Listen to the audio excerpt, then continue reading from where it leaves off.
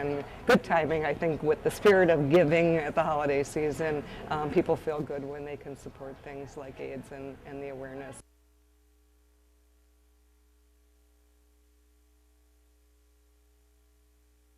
There's people out there that can help. There's people out there that can teach you. And that's why I became involved. It's because I want to be one of the people that can help and teach and let people know there are ways to help yourself with HIV or AIDS. And you can get better.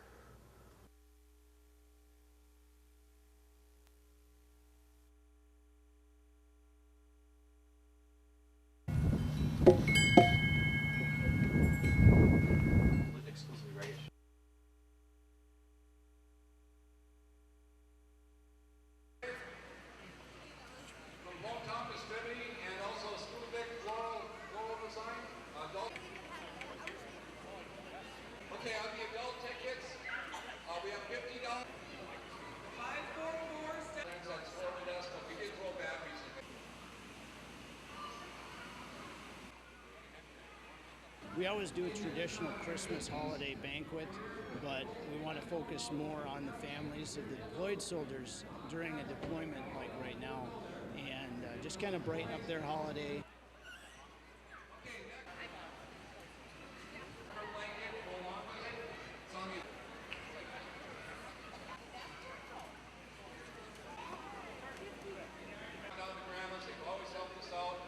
We've received several donations from businesses along the Duluth area, and gracious donations from other community members as well.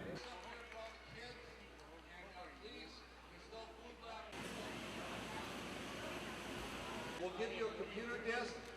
If you don't have the means to print it, let me know, or e-fax it to your employed family member. We'll help.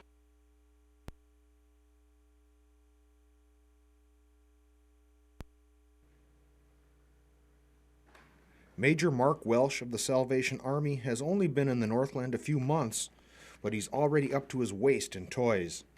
He's helping out with the annual toy drive, and the need this year is great. Well, at this moment, we have over 1,600 families, which means about 2,533 children that will help this Christmas. The Salvation Army folks like to give each child 2 toys. Right now, they're 3,000 toys short of that goal.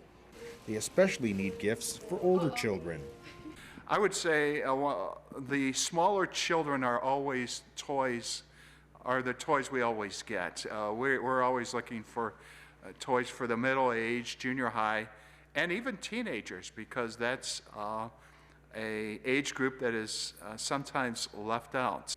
With only days to go before distribution begins, the Salvation Army hopes donations will pour in at the last second. Volunteers feel their work is important in making Christmas merry for all. Well, I think it does, because, you know, we are well aware of our own Christmases, how great it is to have a Merry Christmas. And we deal with families up in the Northland that stretch their resources, and to be able to provide a Merry Christmas for these families and children in need is such a crucial thing. In Duluth, Dave Anderson, CBS 3.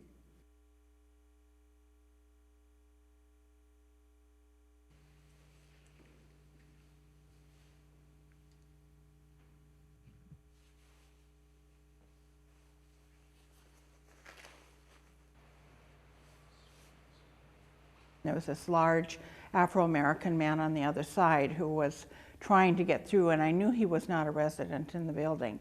And I said to him, "You cannot come in. I cannot let you come in. You cannot be here." And he pushed me against away from himself, and I pushed him back.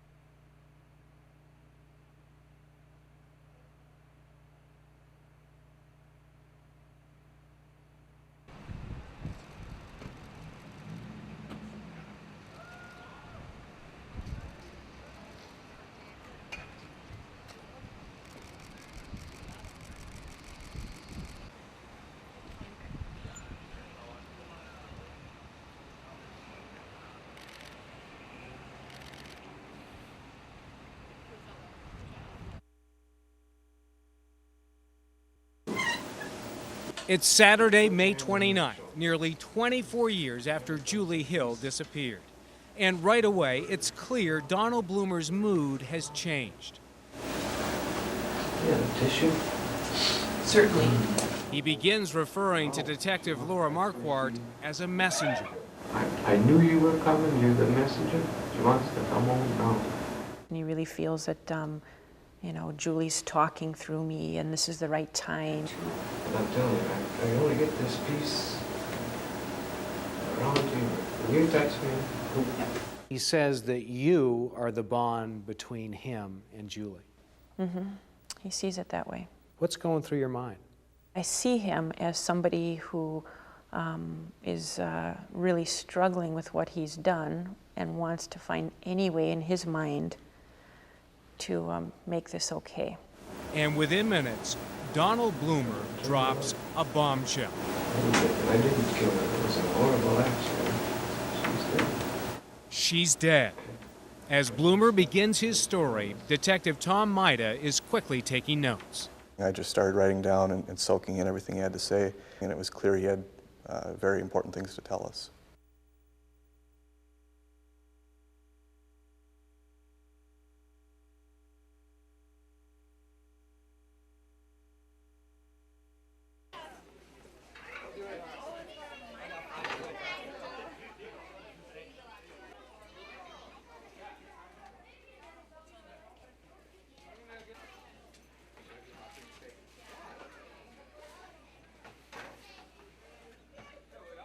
We have Christmas meals, and we also are saving up for toys, and then we give them out before Christmas for everybody.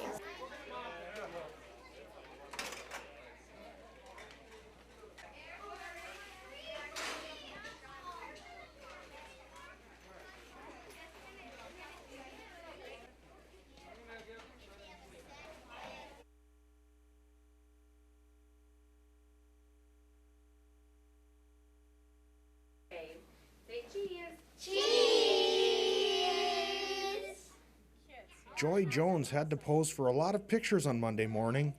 She was chosen the Golden Apple Award winner for December. I'm still shocked, big time shocked. I can't even believe it. I knew that the parent had said that the kids had nominated me, and because one of them said they didn't even want to leave my classroom this year. They wanted to stay with me. Dakota Mainville was the student who made the nomination because he wished to stay with his teacher beyond the first grade. Oh, he's an awesome kid. Awesome kid. Awesome kid. Good student. Good kid. Mrs. Jones, a native of Sawyer, Minnesota, is a teacher at the Fond du Lac Ojibwe School. Along with the usual 3 R's, the school stresses Native American culture. Well, we do teach, we do like the drum and dance. We do a lot of other Native American issues. The language also is really important here, and all our kids get a half an hour each day of the language. Whether it's in Ojibwe or English, Mrs. Jones hopes her first graders grow up to be good citizens. Well, we really work on respect. Respect is a big issue, and I'm really lucky because I have a great group of kids here. They know what it's all about. On the Fond du Lac Reservation, Dave Anderson, News 6.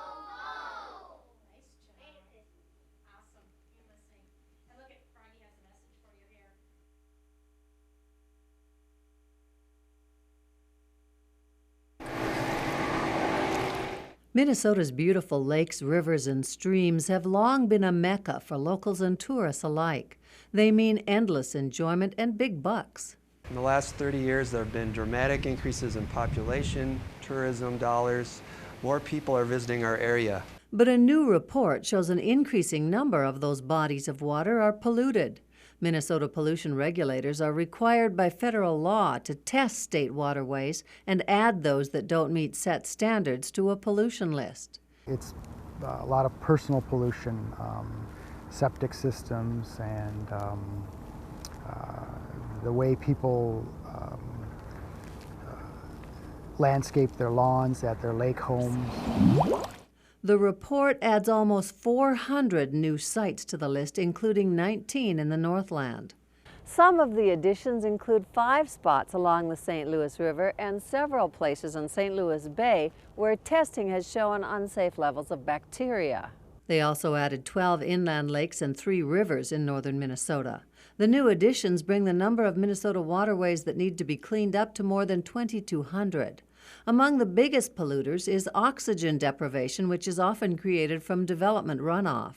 What we have to get people aware of is what they do in their own homes and in their own backyards ultimately is going to be in the lake. The way we build roads and other structures definitely impacts and affects these problems.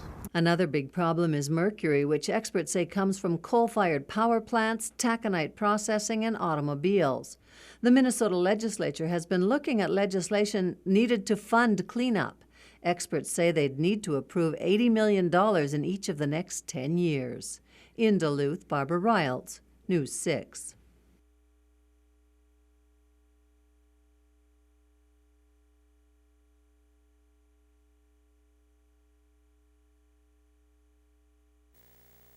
With members of their families serving overseas, the holiday season may not be so bright. He left at the beginning of October, so this is his third time being over.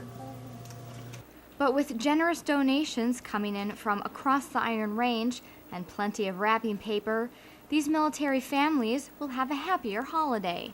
The last 2 weeks, it seems like every time I answer my phone, somebody wants to do something for deployed families, and this was just the topper. I just couldn't believe that a whole community like the Iron Range would be willing to do something like this for the families. It was pretty exciting.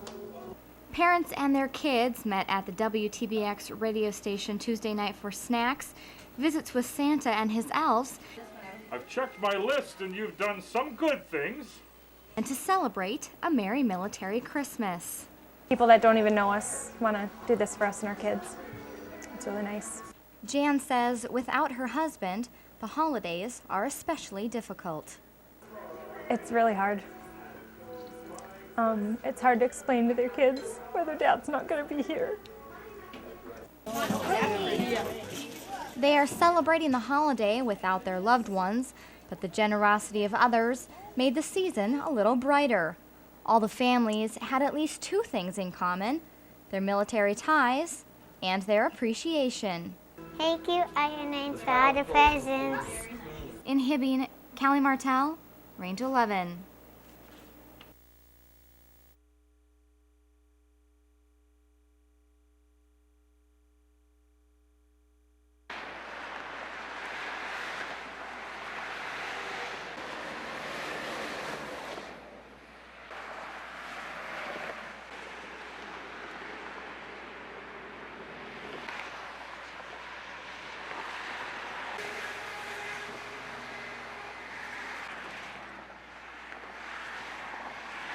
Your mind is distracted, it's wandering elsewhere with the holiday seasons, what you're going to be doing, where you're going. But the goal is to get to where you're going safely, and you've got to keep your attention focused on your driving.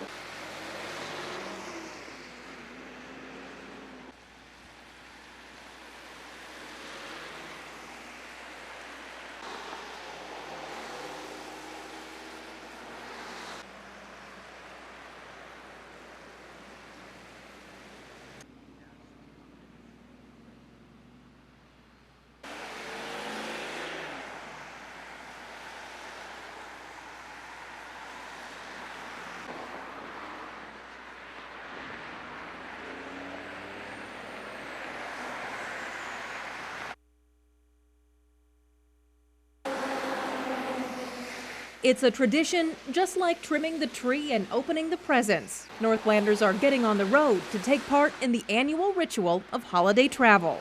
For the most part, it's fun. It's a 12-hour trip. The Luce family is traveling from Chicago to Canada. Along with packing up the car, they have a list of preparations before they hit the road. We do the tires, we make sure everything, the oil change, make sure everything is okay on the vehicle.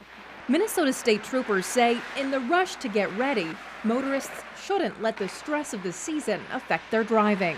Your mind is distracted, it's wandering elsewhere with the holiday seasons, what you're going to be doing, where you're going. But the goal is to get to where you're going safely, and you've got to keep your attention focused on your driving. Sergeant Mark Baker says don't try to make up time on the road by speeding. And it's a good idea to check the forecast and to pack a winter survival kit along with the Christmas presents. What we see is people going out in the very cold weather unprepared. Lack of proper clothing, hats, mittens, boots, maybe extra blankets. Those types of things are very important. Even though gas prices have been edging up a bit at the pump, the AAA expects more people will hit the road this holiday than last year. In the Great Lakes region, more than 8 million people are expected to travel 50 miles or more from home by motor vehicle. The AAA says that's about a 3% increase over last year. With some careful planning and driving, the trip to see loved ones can be a safe and relaxing one, allowing travelers to focus on this special time of year. We're looking forward to the vacation, the time off, being with family, and going back home. In Duluth, Kim Kaiser, News 6.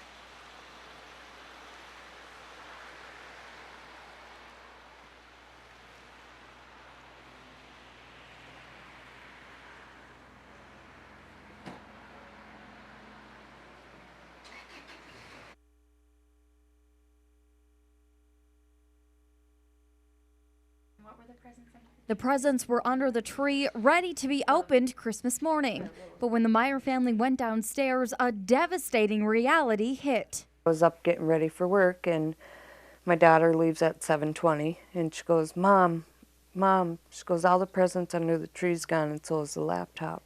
Besides being frightened, Julie didn't have any money left to replace her family's Christmas presents or gifts for her daughter's birthday on Christmas Eve. I was sitting here wondering, what am I going to do? I don't get paid till the day after Christmas, and don't know where I'm going to get the money. Gifts included DVDs, clothes, and video games. But other valuables inside the home were also stolen, including 3 rifles, 40 DVDs, and computer games. Julie felt violated. Someone could do this. I don't feel safe. I mean, even walking out to my car, I run. Because I didn't think something like this would happen. That's why I never locked the doors. But Julie's holiday spirit lifted when the Salvation Army donated money. I got to get them a lot of things that they wanted. My daughter loves strawberry shortcake, so I try to find a lot of things like that. She says her 10-year-old son isn't so picky. My son could care less, really. So I got him a couple DVDs, and he likes to smell good, he's 10. And so I bought him some cologne spray. And Salvation Army officials say the experience helped put some holiday spirit back into the Meyer household. I think by the time we were done, Julie had a smile on her face. In Superior, Kelly Lavoie, CBS 3.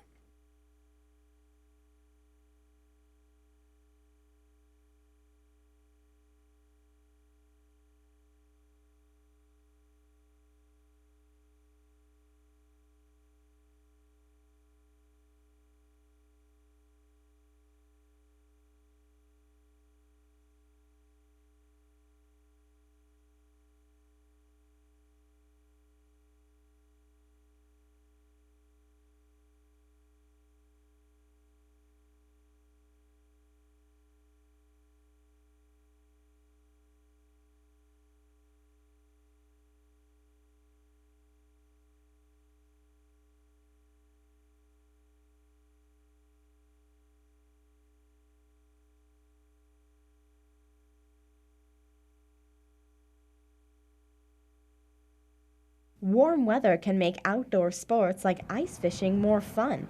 But is it safe?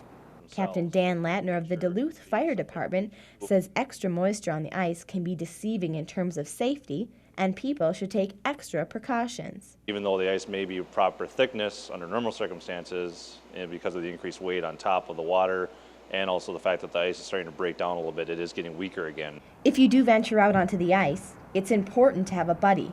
But Latner says to keep your distance. Make sure that you're not walking right with each other. Separate yourselves a little bit as you're walking across the ice, so if one falls through, the other one hopefully won't get caught into the same flaw in the ice, and then they can either assist that person or call for somebody to assist them. Latner says calling for help is the safest route because rescuers often become victims as well. If you do have to pull someone out of the water, Latner says to use a reaching device like a stick or a rope. Don't just run over to the ice and try and pull them out, because if the ice wasn't strong enough to hold the first person, chances are it's not strong enough to hold a second person either. Even when the weather is extra cold, Latner says you should always be careful. And even when the ice is good, there can still be problems that are unseen underneath the ice, so just be safe. In Duluth, Krista Koski, News 6.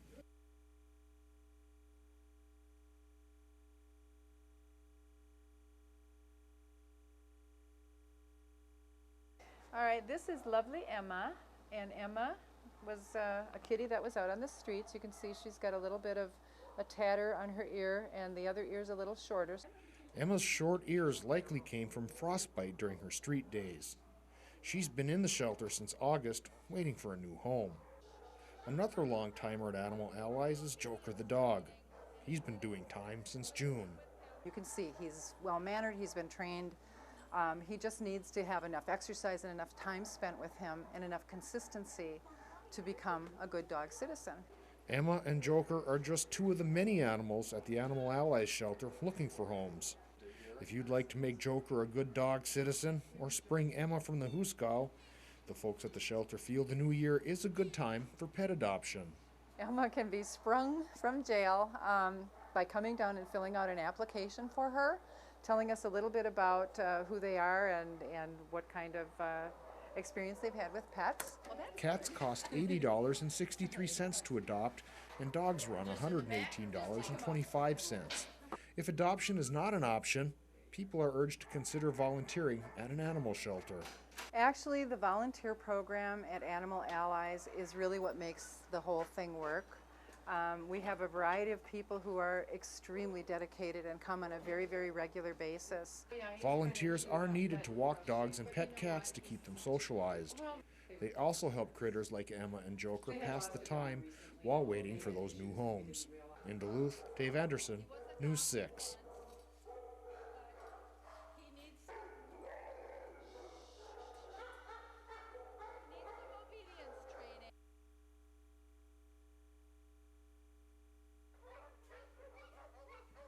All the dogs of the Chippewa County Humane Association have a story, but none quite like Ice Train. I've had dogs all my life, love dogs, so I was just happy to help the guy out. Monday morning, Officer Tim Strand got a call. There was a dog sitting on the railroad tracks. A driver along Pump House Road noticed the dog sitting in the same spot for more than an hour. So I called the animal control officer, and he came down with a pole and noosed him around the neck. And as he started to pull on the dog, we realized that he was stuck to the railroad tracks. Temperatures were below zero, and a train was 10 minutes from rolling down the tracks. The husky's derriere was frozen to the tracks. It took a good pull, and he let a good yelp when we finally got to the upper part of his tail where he was really frozen to the tracks. Minus some fur, Ice Train is doing very well at the shelter. He does have some sensitivity in the underbelly area, the haunches area, which is where we were told that he was actually attached to the railroad tracks near the haunches area, and some sensitivity in the paws. Vicky Obranovich says he's a good dog and acts like he's been around people. He is very social, very clean, very healthy, and he did come in with a collar. I don't want to go into too much detail about the collar because that is a descriptor, but you know, he does appear to have had some care and attention. I think in the long run, he's thanking us right now too.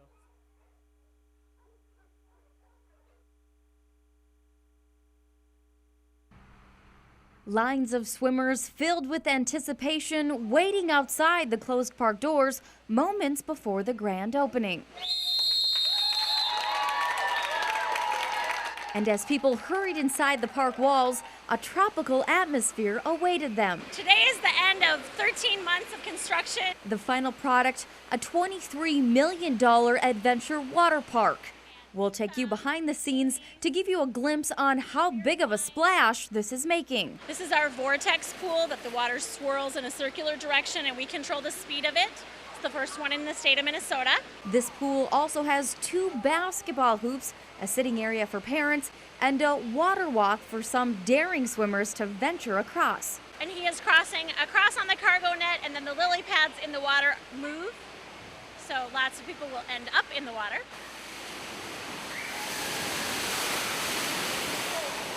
You're sure to get soaked in this area of the park, the Kids Activity Center, where about every 5 minutes, 300 gallons of water pours onto swimmers. There are 5 different slides. This area is focused on children that are 6 to 7 years old and younger. That's just a fun, interactive play activity area. As the kids are getting soaked, parents can relax while keeping a close eye in comfort. This is our Hot Springs hot tub, again designed for adults. The water's heated to 104 degrees.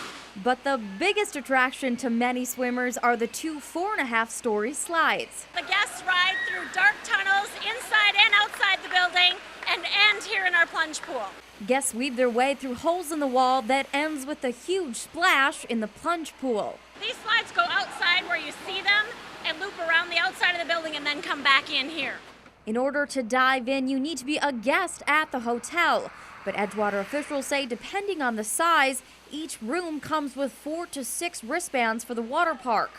Officials also say the park won't be open to the public because the city would require more parking spaces. I've watched and waited, all the little faces look through that glass, dying to get in here for months and months, and it's just great to have them in and be able to hear the screams and the laughter. This marks a new era of family entertainment for the Northland. In Duluth, Kelly Lavoie, News 6.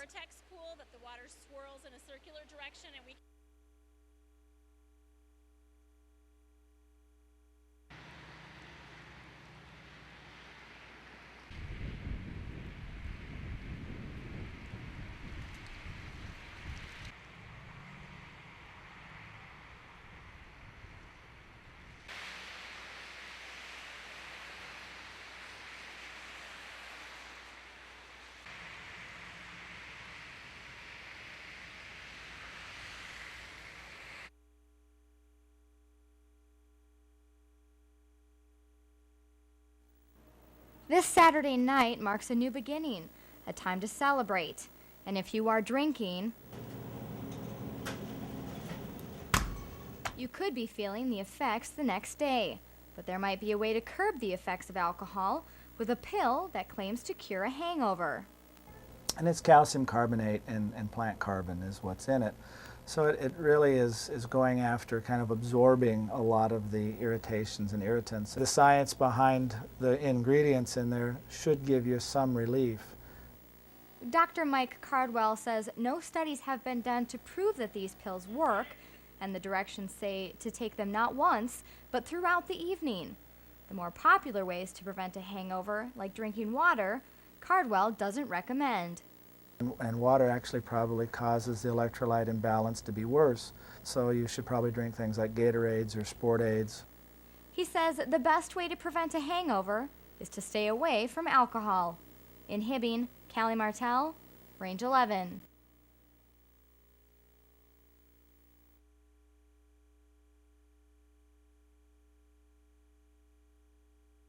Five, four, 3, 2, 1. That's what astronomer Eric Norland jokingly says will happen when the ball drops in New York City Saturday night. It's because we gain an extra second of time before ringing in the new year. The Earth slows down over time as it orbits the sun, and because of that, an extra second will be added to atomic clocks at midnight, Coordinated Universal Time. Because the atomic clocks are so accurate that they require adjusting to the actual slowdown of the Earth's orbit around the sun. Atomic clocks were introduced in the 1950s and 60s. Scientists have been adding another second to our lives since 1972. Every 7 years, it's time to add another. There's a little bit of friction between the Earth and the Moon, and the tides on the Earth and the Moon are always in interplay. It's this friction that causes the slowing in the orbit of the Earth around the sun. The clocks are so precise. They're using cesium atoms as the mechanism to keep precise time. But not to worry. Norland says it will take 1 million years before we're off by minutes and 100 million years for an hour. He says most people won't even notice the extra time. It's like throwing a grain of sand into Lake Superior and seeing if there's any effect on the you know, the level of the lake. It means really nothing. Some are worried the additional second may harm technological devices. It may have a slight impact on synchronizing cell phone calls and using GPS systems. But Norland isn't too concerned about that. He's planning to ring in the new year, counting down every second. We can all just maybe smile a little bit longer or something. In Duluth, Matt Smith, News 6. And then you might even be able to see some of these other little stars too.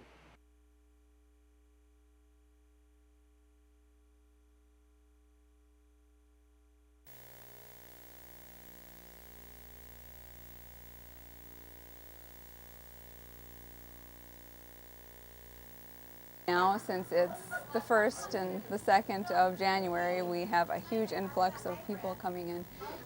We had probably 40 cars in the parking lot this morning, so it's been very busy, yes.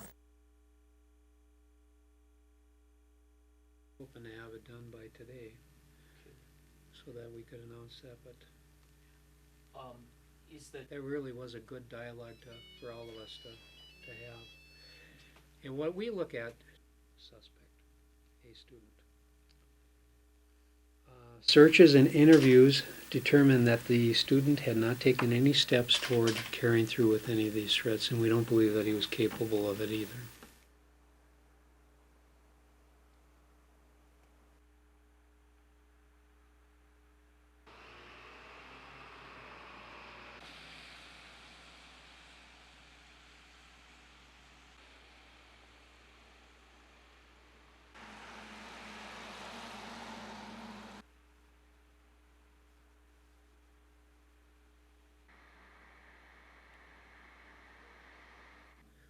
And so that really was a good dialogue for all of us to have. And what we look at, to get to more to the point, is the credibility.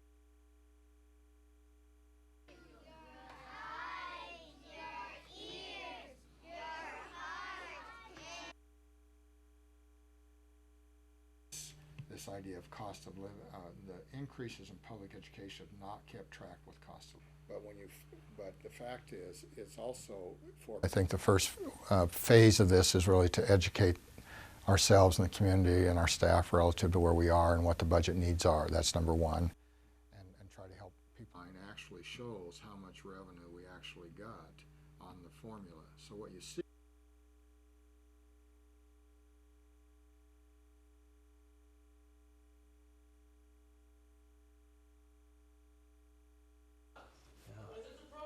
I graduated from Asphalt High School in 1960. Our librarian.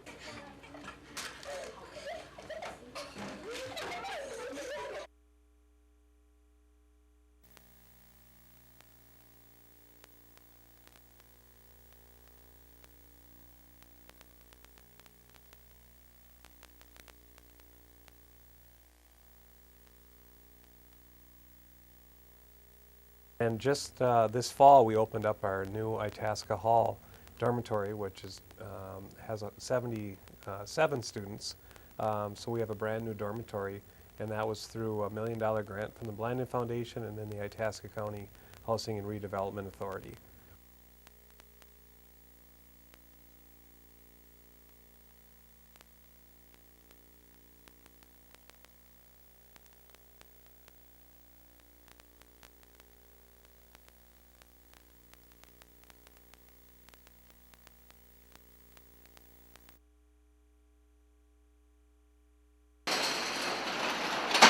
They keep raising the rates, so I don't know what we can say about it, you know. Every time we turn around, the rates keep going up like everything else. This Sunday, postal rates are increasing.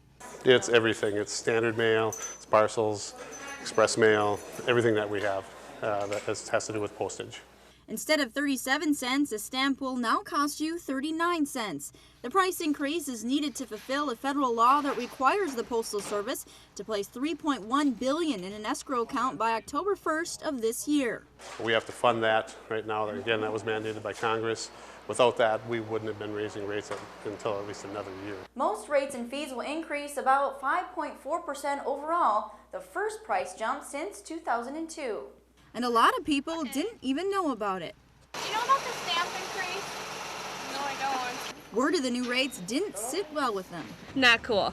There should be no reason for a stamp increase. I think people should have the right to say what when they go to race things, instead of just them having the only say. So while some are upset, there are a lot of people who think 39 cents is still a good deal. To send a letter for 39 cents or 37 cents anywhere in this country is pretty cheap. I think 39 cents is still a good deal for having a letter delivered. I don't want to pay more money, but it's still cost effective, I think. So before you drop that letter in the mailbox on Sunday, make sure you have the correct postage. In Ashland, I'm Melissa Ganji for True North News.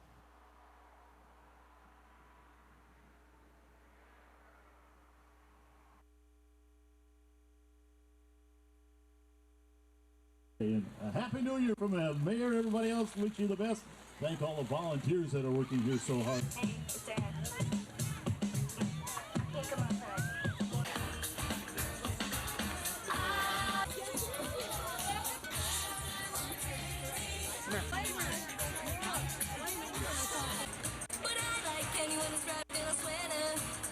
Warmer by the lake, thanks very much.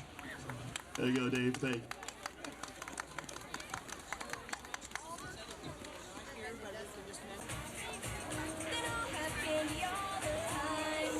You go over there, you'll find that there is hot chocolate. If you want some Arco coffee, that's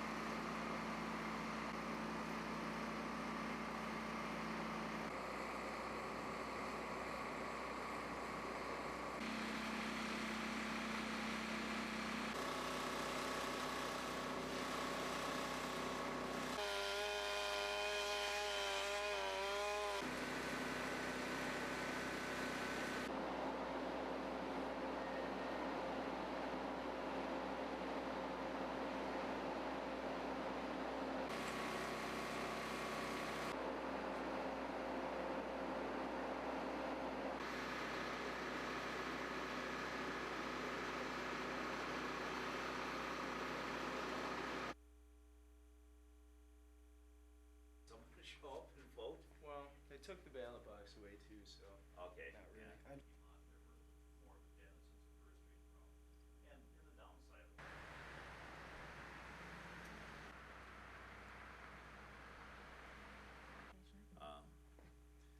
Not as much as we used to. Yeah.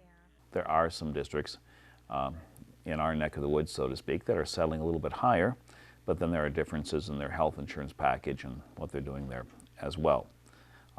We feel it's a fair settlement. The district has responded.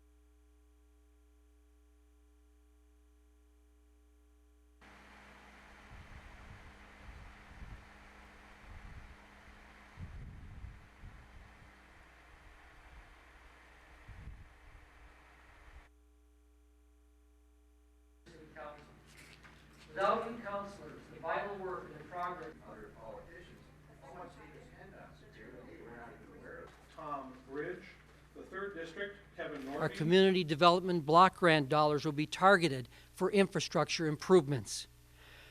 Strengthening our rental licensing program and code enforcement will be more aggressive in attacking slum and blight, as well as substandard rental units.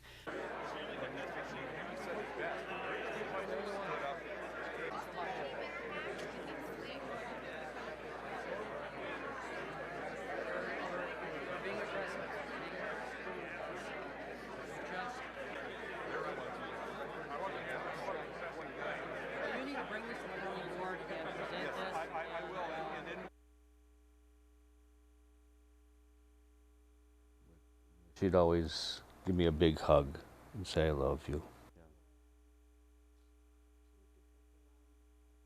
Yeah. Yeah. Oh. Yeah. Nice that you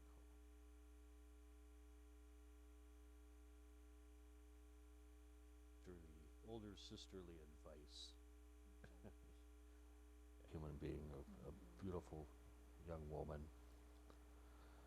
And she had so much talent and so much potential. She could do all sorts of things. And she was just getting started.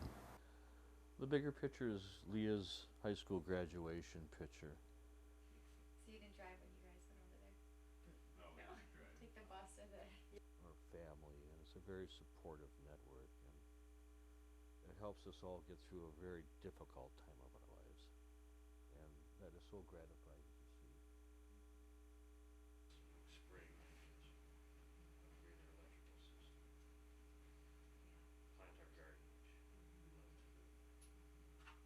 love to do. An early morning awakening confirmed one of Richard's worst fears had come true.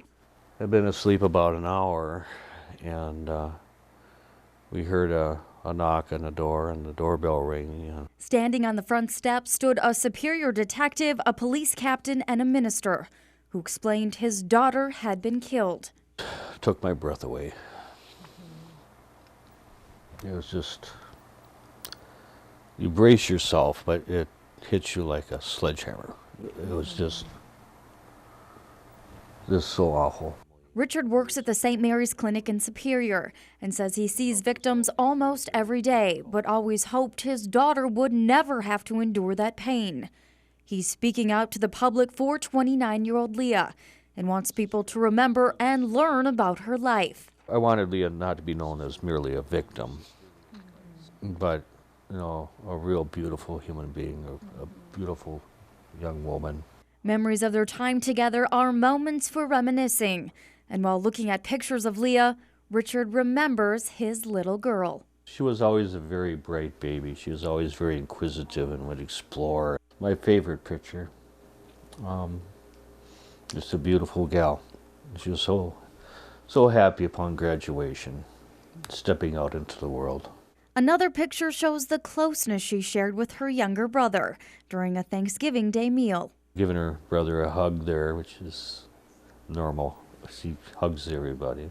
The Gustafsons are a close-knit family, and Richard says Leah was a daddy's little girl. The shock and disbelief how her days were cut so tragically short are slowly becoming a reality. You run into times when something poignant will happen, you know, a thought will come by, and, you know, you just let out a sigh and say, oh my gosh. He wants Leah to be remembered as a happy person who loved life and always had a smile on her face. She has left me with plenty of memories, great memories. You know, I'm proud to have been her dad, proud to have known her. She would be really, really missed. In Superior, Kelly Lavoie, the Northlands News Center.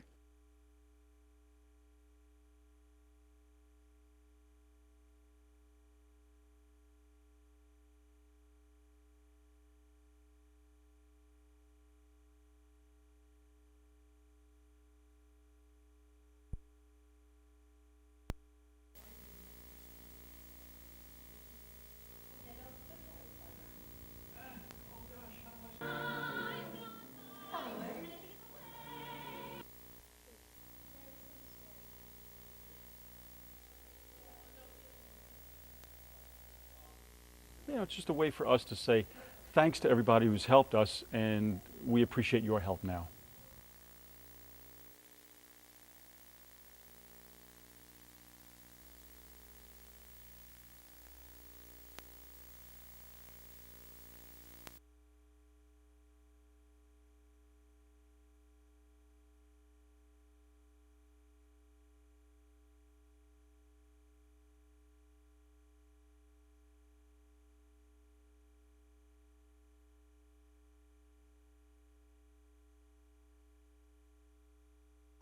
Yes, sir. All right.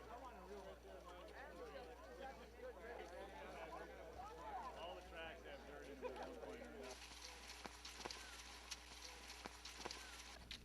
All right, guys. Stay to the right. Good job. Stay to the right, guys. Good. Working We're still about a month away, and we may get some cold weather. You know, you have a forecast model that goes out about 15 days. That's about as accurate as we can get to an extended model.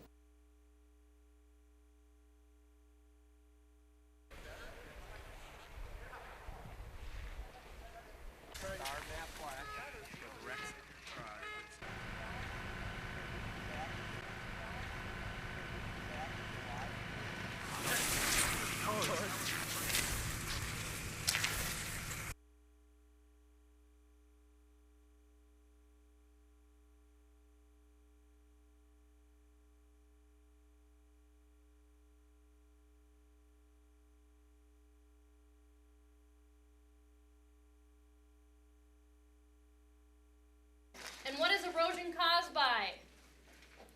What do you have? Wind, water, and ice. Wind, water, and ice. Great. When Leanne Bronson gives her sixth graders a science lesson, she gets rather animated. Her students enjoy that enthusiastic approach. She did a lot of things funny. She likes to sing a lot in class. Of course, Leanne wouldn't sing while the camera was on, but she did gasp with joy when she was named the Golden Apple Teacher for January. Allison Gutler wrote the nomination letter. She is one of the best. She's all heart and she's a great girl. Doesn't surprise me that it came from you. As the winner, Mrs. Bronson gets a trophy, a selection of gift certificates, and a check from the Duluth Teachers Credit Union to be used on classroom materials. I feel great. I never expected to get this, and it truly warms my heart to know that my students appreciate me. Along with science lessons, Leanne hopes her students learn life lessons in class. You know, if at first you don't succeed, try again, and that I believe in them with all my heart, and I know that they're all going to be someone special. In Superior, Dave Anderson, the Northlands News Center.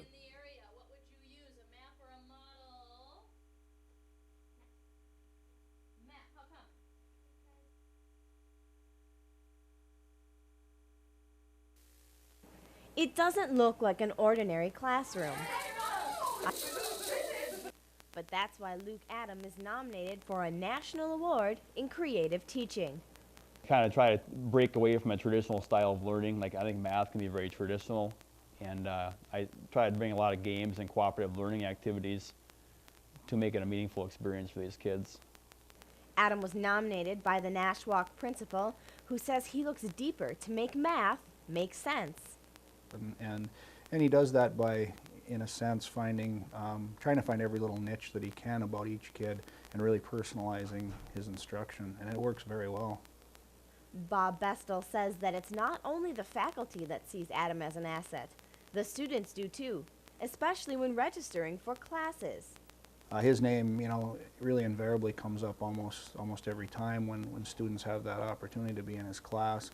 And that's again a credit to him and a credit to how he teaches. Adam says he tries to use real-life examples so students better understand the concepts. But it goes beyond how he teaches to how he arranges his classroom. Adam puts the desks in groups of 4 that he calls pods, creating a team for the year. With this team, they kind of work together on projects and they can ask questions. It's kind of a resource for a lot of students. And it helps, I think it helps the overall achievement because it can kind of help the learners who struggle a little bit. Adam says he's excited about being recognized for his teaching. And no matter what the outcome, Bestel says this is something Adam can always remember.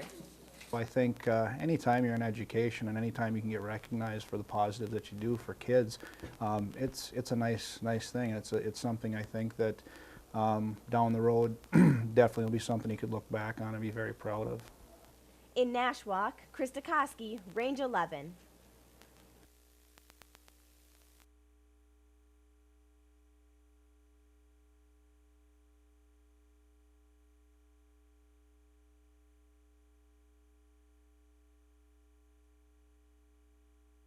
Success of our economy. He also recognizes the importance of keeping energy. Well, I will. You can be sure of that. Madison continues to be the second lowest tuition. Is if they do that through high school, we will make sure that they have. So we have done a lot of very, very important work, and much of that has been because enforcement of emergency responders of our. We're People working very hard on this all the time. And I think these people are really struggling to pay those bills but don't have the opportunity to get the state assistance because they're working hard and their incomes are slightly over what it takes to get assistance.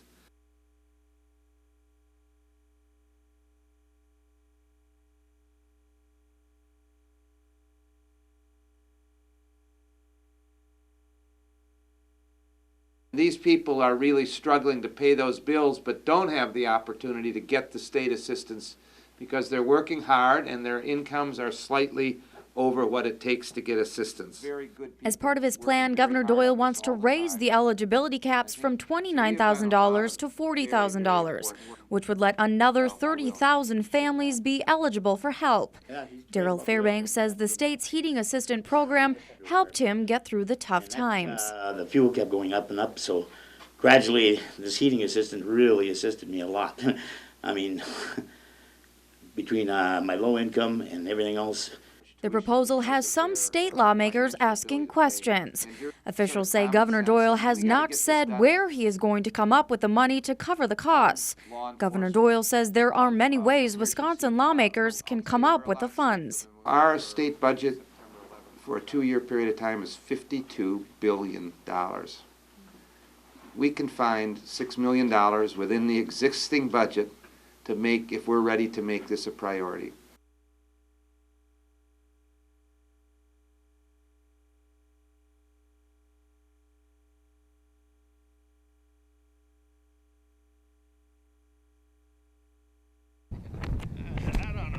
Being a scab is just being a scab. It's a bad thing to do. It sets a bad precedent. When members of AMFA Local 35 went on strike after contract negotiations fell through with Northwest Airlines, many expected to picket at the airport and not at the home of their own union president. But that was the case when about a dozen people showed their disappointment in elected leader Ken Reed for crossing the picket lines. It's a blow to everybody's morale when your elected leaders do something that's hypocritical to your cause.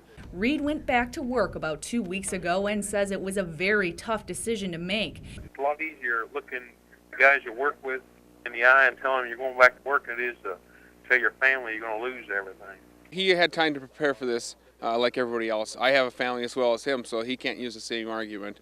I started my own business, and so has other guys. And there's work to be found here. Well, Reed says in his months of job hunting, there were job postings, but he believed those openings weren't available for striking mechanics. It was like they weren't considering my credentials; they were considering my employment at Northwest. And I had over 20 rejection letters from people, so that's kind of what led me back to the position where I'm at now. And while many union members admit to facing similar difficulties, they say there's always other options than crossing the picket line. He's already committed himself to the wrong side of of what we believe in, and he knows that. In Hermantown, Rachel Slavic, the Northlands News Center.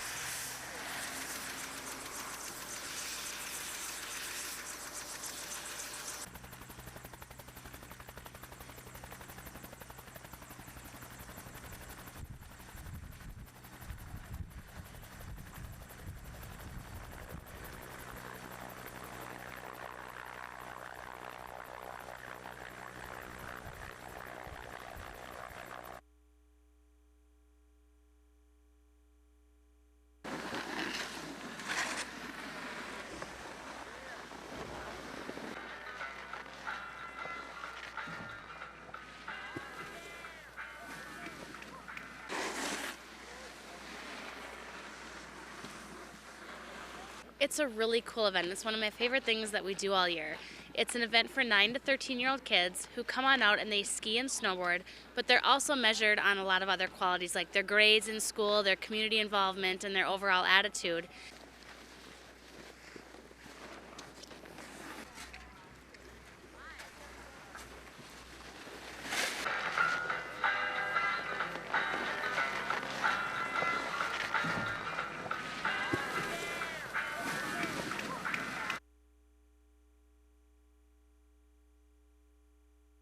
4 accidents in 2 days is a lot.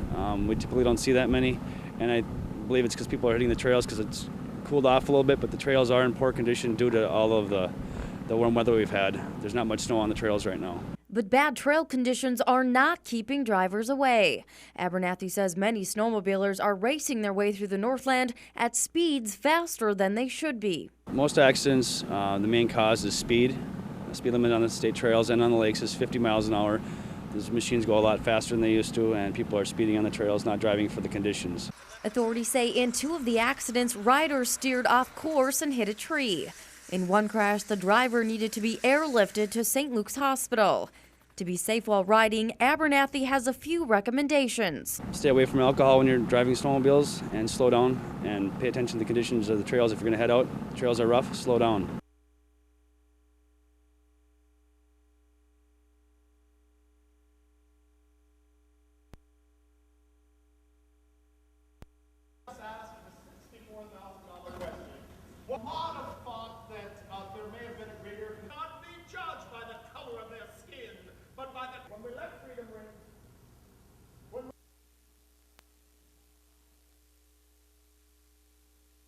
Well, I think it's a very vital part of our history. One of the things that's important to me is that we don't view this just as black history, but it is American history, a very important part of an American time period, and something we can't forget.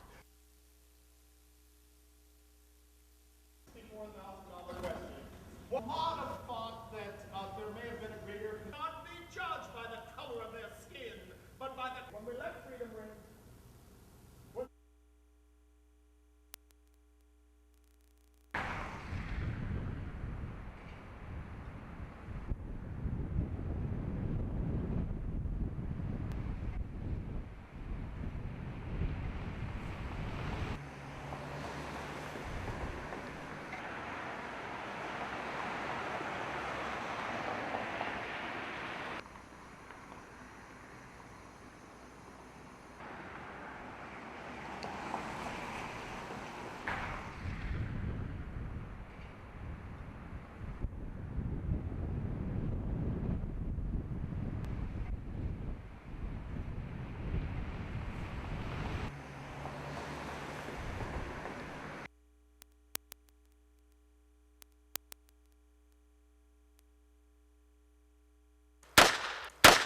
Since Minnesota's Personal Protection Act was passed in May 2003, about 2,800 people have been issued permits to carry handguns in St. Louis County.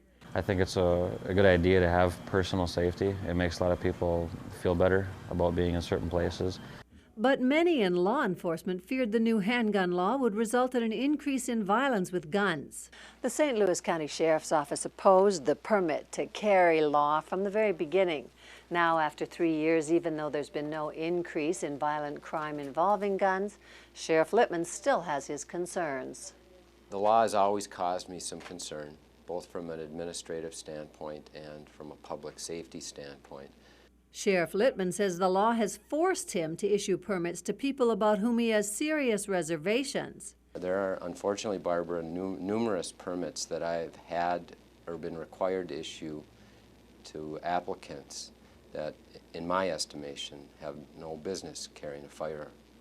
The law has also been expensive for county taxpayers. For the 5-year term of that permit, our actual expense is about $140, although we can only charge $100 for the permit. But concerns and costs aside, the record has shown that at least so far, cases like that of the Twin Cities murder by a permit holder are rare. In Duluth, Barbara Riles, the Northlands News Center.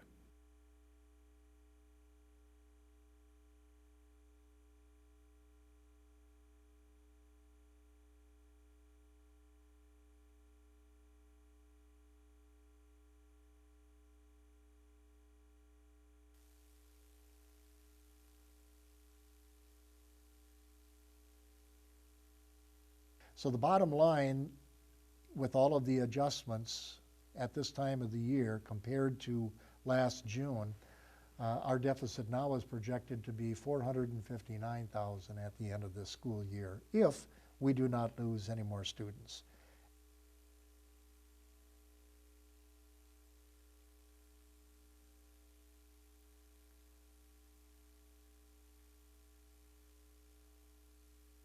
what good, high-paying, meaningful jobs have been created that would give people a reason to either stay or to recruit new people. So people, why do they leave? Jobs.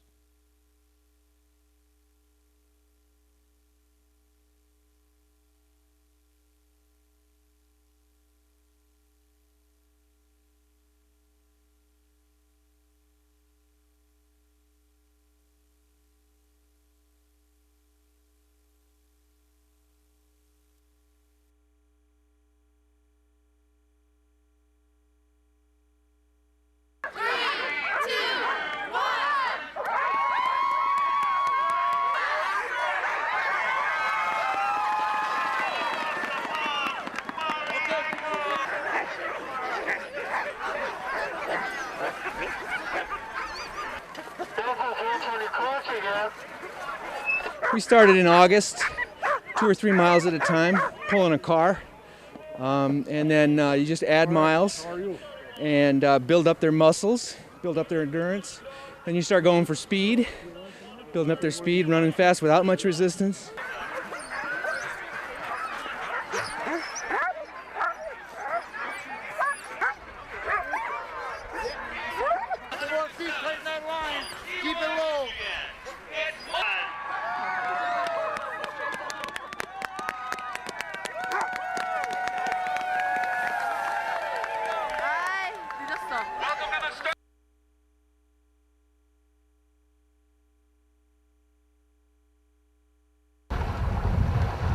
The recent warm temperatures have apparently made Chequamegon Bay unsafe, unstable, and incredibly dangerous. On Saturday, 2 vehicles fell through the ice within 5 hours. We had 2 separate events where one was a 4-wheeler that was towing a ice shack, went through chest-deep water, and fortunately the 2 persons that were involved with that were able to self-rescue. And it was a father and son. The first incident happened at about 2:30 on Saturday afternoon. According to Ashland fire officials, John Gessert of Ashland and his son fell through the ice about 60 yards west of the Sioux Line ore dock. They pulled themselves out of the water before firefighters arrived. Both were not injured. Then, just 5 hours later, another ice breakthrough. At about 8 o'clock on Saturday night, an SUV went through the ice just north of Craer Park. The second were two adults that were in a car that went through, and they were fortunate to also self-rescue themselves. Gregory Radke of Washburn was driving the SUV. His passenger was Joseph Haskamp. The 2 men say the heavy snow made it difficult to see, and they wandered into an area marked by flags. But once they saw the flags, it was too late. The SUV was sinking. The 2 men were able to escape unharmed.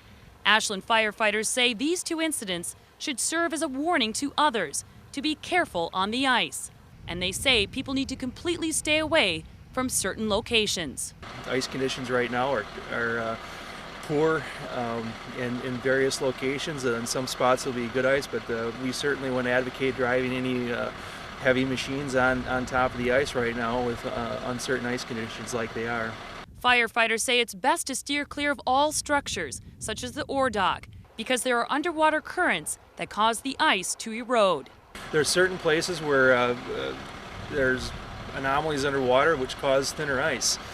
And a fair number of the locals are familiar with those, and there's certain spots that we should be avoided on the outside of any piers where there could be underwater current or pilings underwater create thin ice at times. Nearly every winter, someone loses their life falling through the ice on Lake Superior. This time, 4 people survived. But Ashland firefighters say there's still plenty of winter left, and people need to be safe. The sun's getting stronger, and the days are getting longer, and it degrades on the ice, and with no snow cover to protect it from the sun either, contributes to poor ice conditions. Right now, we're recommending cars stay off the ice, and heavy machines.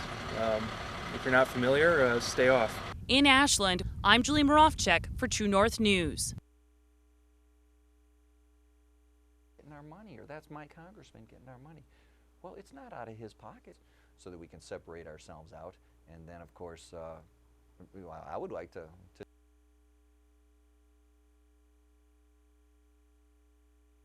if you haven't paid a mortgage or tried to make a payroll or walked a picket line or been in the military or know what the separation is or the dedication that our military is putting out these days and the strain on it. These are things I have direct contact with and was right there.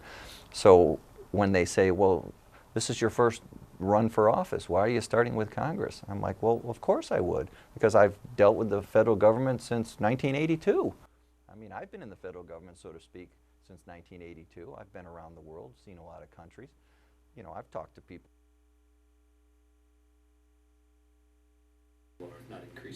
Most would say that's a lot of money. And so it's a $2.5 billion proposal. A portion of the money would go to 3 projects along the North Shore on Highway 61 and another one on Highway 53 at Duluth Arrowhead Road. Governor Pawlenty says that this project is a financially smart move with the increasing cost of road construction. We can avoid future costs of 9 to 12% a year and pay only 5% interest. It is a smart business decision. That money will come from a motor vehicle sales tax if voters approve a constitutional amendment this fall. Right now, 54% of vehicle sales tax goes to highways and transit. If this amendment passes, that number will go up to 100%. So I'm optimistic that it's going to pass, and once you explain it to people, I don't run into anybody who is against it. And so it seems to me like it enjoys a lot of support if people hear about it and understand it. So I'm hopeful and confident that it will pass. Governor Pawlenty says this project is necessary and described highway projects as underfunded and long delayed. The road funding's been fairly stagnant, for the last 10, 15 years, and so I don't want to say we didn't do anything all those years, but we didn't keep up during the 90s. Voters will decide the fate of the constitutional amendment this fall. If it fails, the governor says they'll have a lot of work between November and January trying to come up with an alternative funding option. In Duluth, Krista Koski, the Northlands News Center.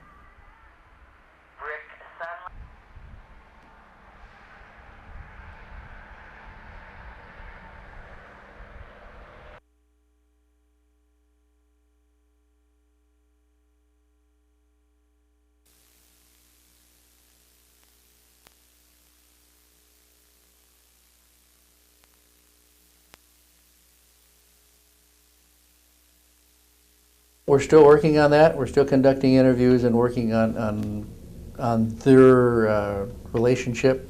We believe they know each other or are familiar with each other, and that's as far as we have right now.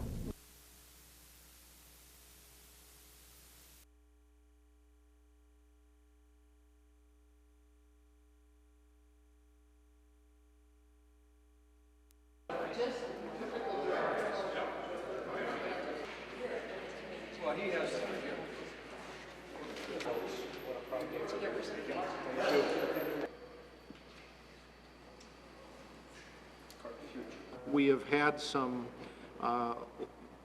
less than perfect remembrances here in City Hall for him in the past, and today we're going to hopefully right that wrong and recognize him in a proper fashion.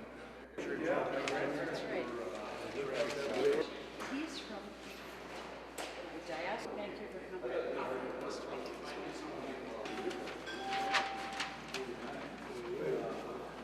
Relative, they've got a street sign up there and everything, so it was nice. And the junior ROTC came.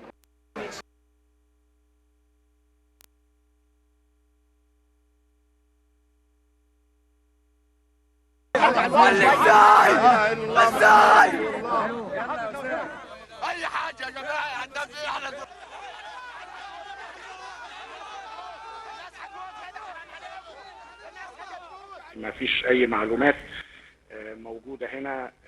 في حين العثور عليه يمكن أن يشير إلى اتصالات أو نداءات إغاثة الإغاثة أو الدعم الدولي لنا حتى الآن. سيادة الوزير محمد لطفي منصور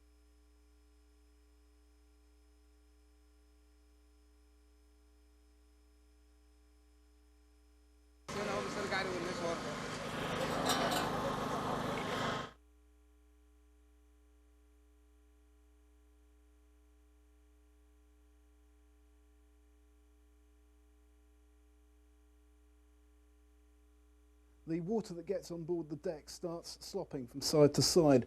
This sort of builds up a momentum, if you like, and eventually it gets higher and higher and can topple the ship extremely rapidly. في بنغلاديش في 20 من أغسطس غرق أكثر من 300 شخص كانوا على متن عبارة مكتظة بالناس والتي هذا المستوى من الكفاءة.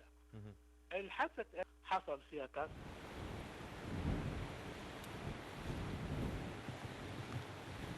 The winds coming off the desert, and some of those winds were high velocity. The sand was blinding, very difficult to navigate. وعدد من الركاب قرب شاطئ على حدودها، كما غرق 353 شخصا آخرون في حادث غرق قارب مكتظ بالركاب. The Titanic went down with 1,500 souls on board. The Al Salam Boccaccio might have lost 2/3 that number. Tom Aspel, NBC News, Cairo.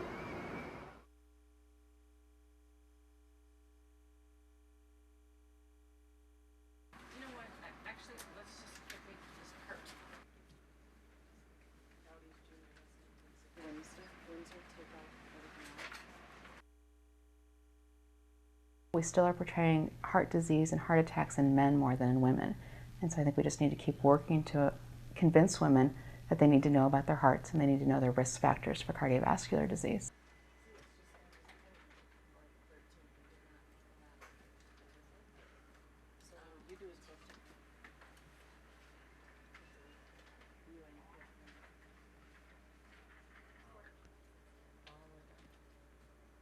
Regional heart, because they're going to come here to have the lab drawn. You can just click on it, and that'll come up here. And then go to scheduling.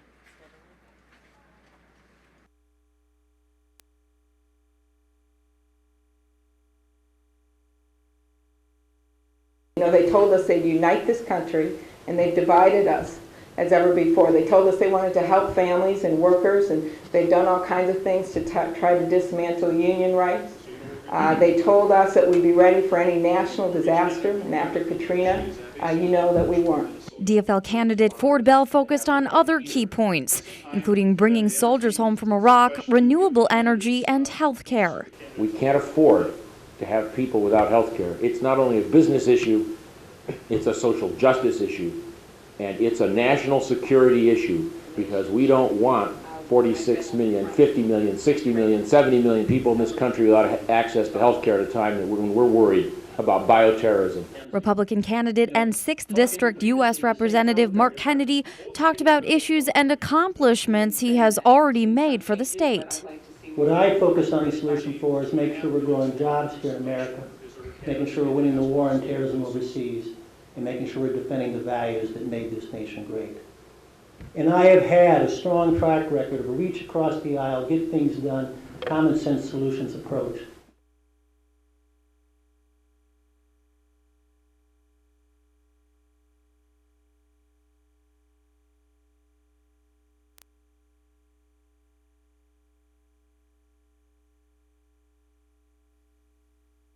The Ashland Sheriff's Department has put another alleged internet pedophile behind bars. Last Friday, we had a recent arrest here in Ashland where our undercover agent was speaking with a person who was in his mid-20s or early 30s from the southern part of the state.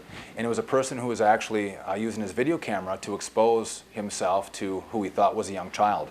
And through the course of the video and the conversation with our lieutenant in the Ashland County Sheriff's Department, this individual came up on Friday. When he came into the parking lot, they swarmed him and they arrested him. That man is 37-year-old Mark Craig of Schofield, Wisconsin. And today he has initial appearance in Ashland County Circuit Court on a charge of use of a computer to facilitate a child sex crime. What these guys are doing is they're getting on the internet and they're making contact with who they believe is a 13-year-old child. And it starts off very innocuous, the conversation, and then very quickly moves into a conversation about sex. Duffy says on average, 1 to 2 alleged sex offenders are arrested each month through the undercover investigation. Since September of 2005, 7 alleged child predators from Wisconsin and Minnesota have been arrested by the Ashland County Sheriff's Department. The men range in age from 22 to 54. They're all facing charges from child enticement to use of a computer to facilitate a child sex crime, a Class D felony that carries a maximum sentence of 25 years in prison and a $100,000 fine. But what's interesting about these people that we've arrested is none of them have criminal histories. So we're dealing with people in the community who we don't know have an interest in young children sexually. And through these internet sting operations, we're able to pull these people out and put them in the appropriate treatment or the appropriate incarceration, so we're protecting the public. Sheriff John Kovach sent Lieutenant Tony Jones to special training for child sex crimes, and now he has become very active in the investigation. So what happens is Lieutenant Tony Jones gets on the internet and he has a persona of a 13-year-old girl from Ashland. And he gets on and he's in his mid-30s and he's talking as if he's a 13-year-old child. And people respond to that. And that's why Duffy says parents need to be aware of the dangers their kids are in when they're online in the comforts of their own home.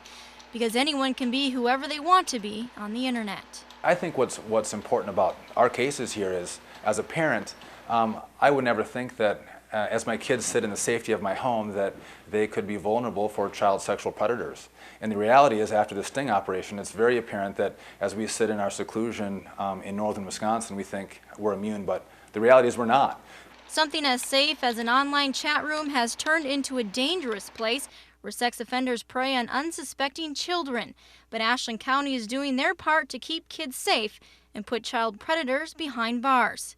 And today, they've done it again. We've been very successful in Ashland, and personally I think we're on the forefront of these child sex crimes compared to all the other counties in Wisconsin and Minnesota.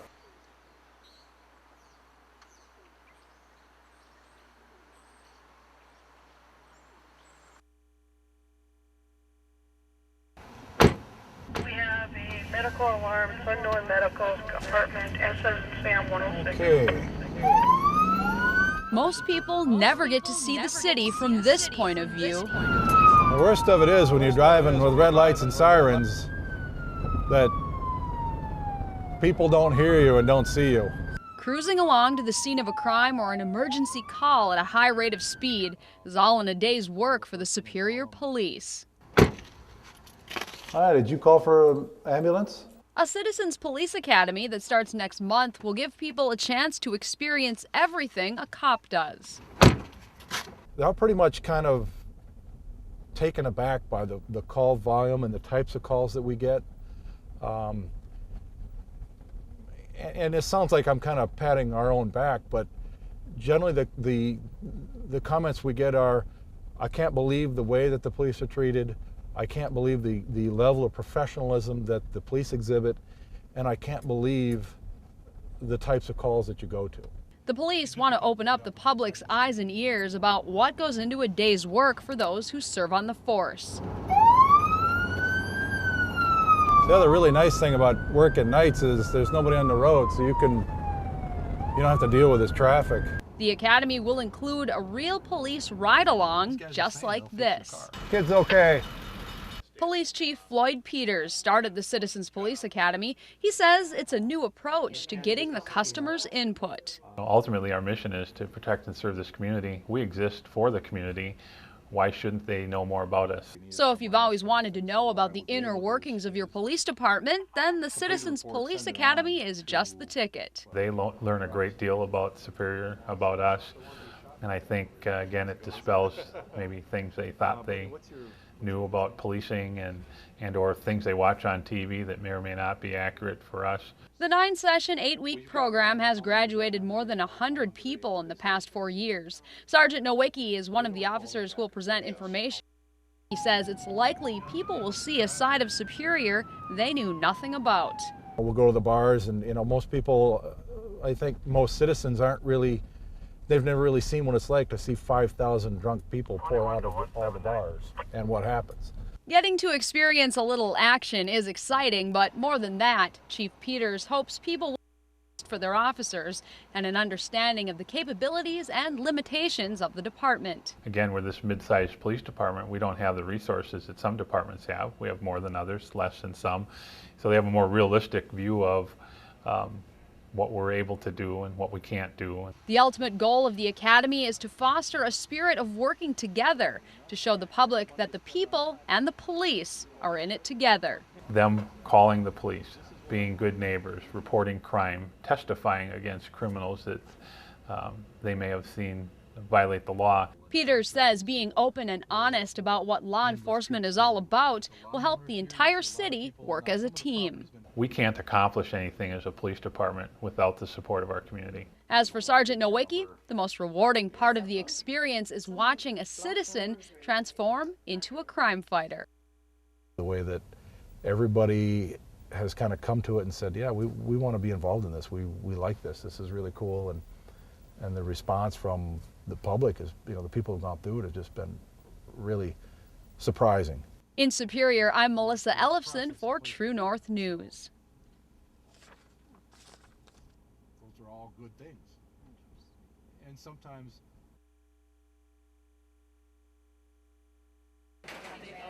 using the finger scan is much safer for the students as far as there's no way it can be stolen. It does not save your identity. It can only be used for this system to call up your lunch account.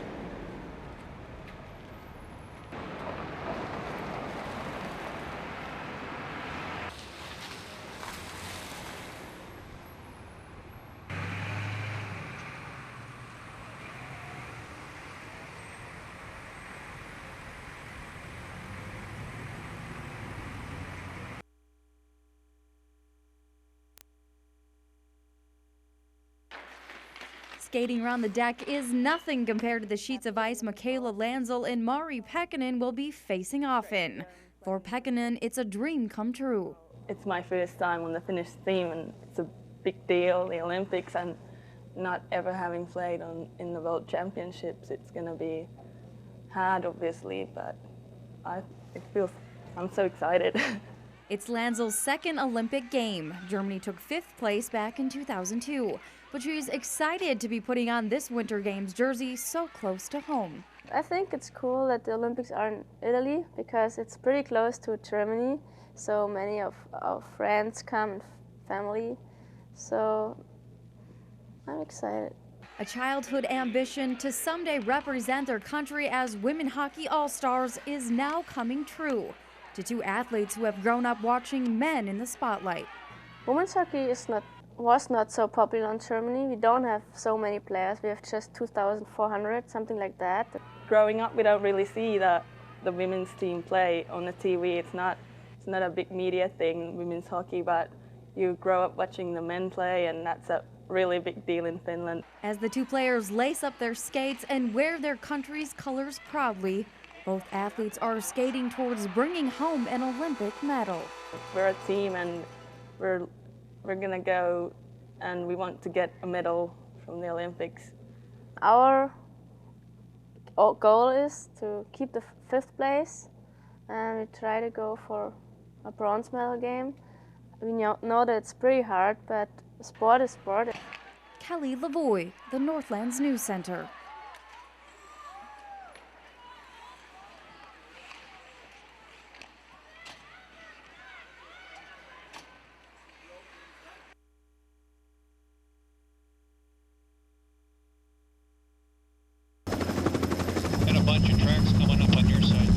most impressive poster child for what's happening on this planet right now may very well be right there. The moose. This one here's a bull. As great an icon of northern Minnesota as any animal's ever been. Big, strong, and as scientists have known for quite some time, very sensitive to temperature. Moose are very well adapted to cold temperature and deep snow, but above about 67 degrees Fahrenheit, moose begin to get heat stress.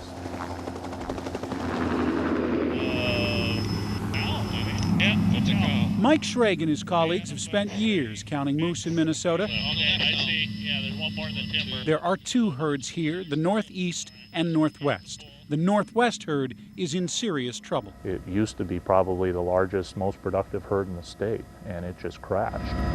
There were 4,000 moose here in the late 80s. Today, 250. The rate of pregnancy is low, half what's normal.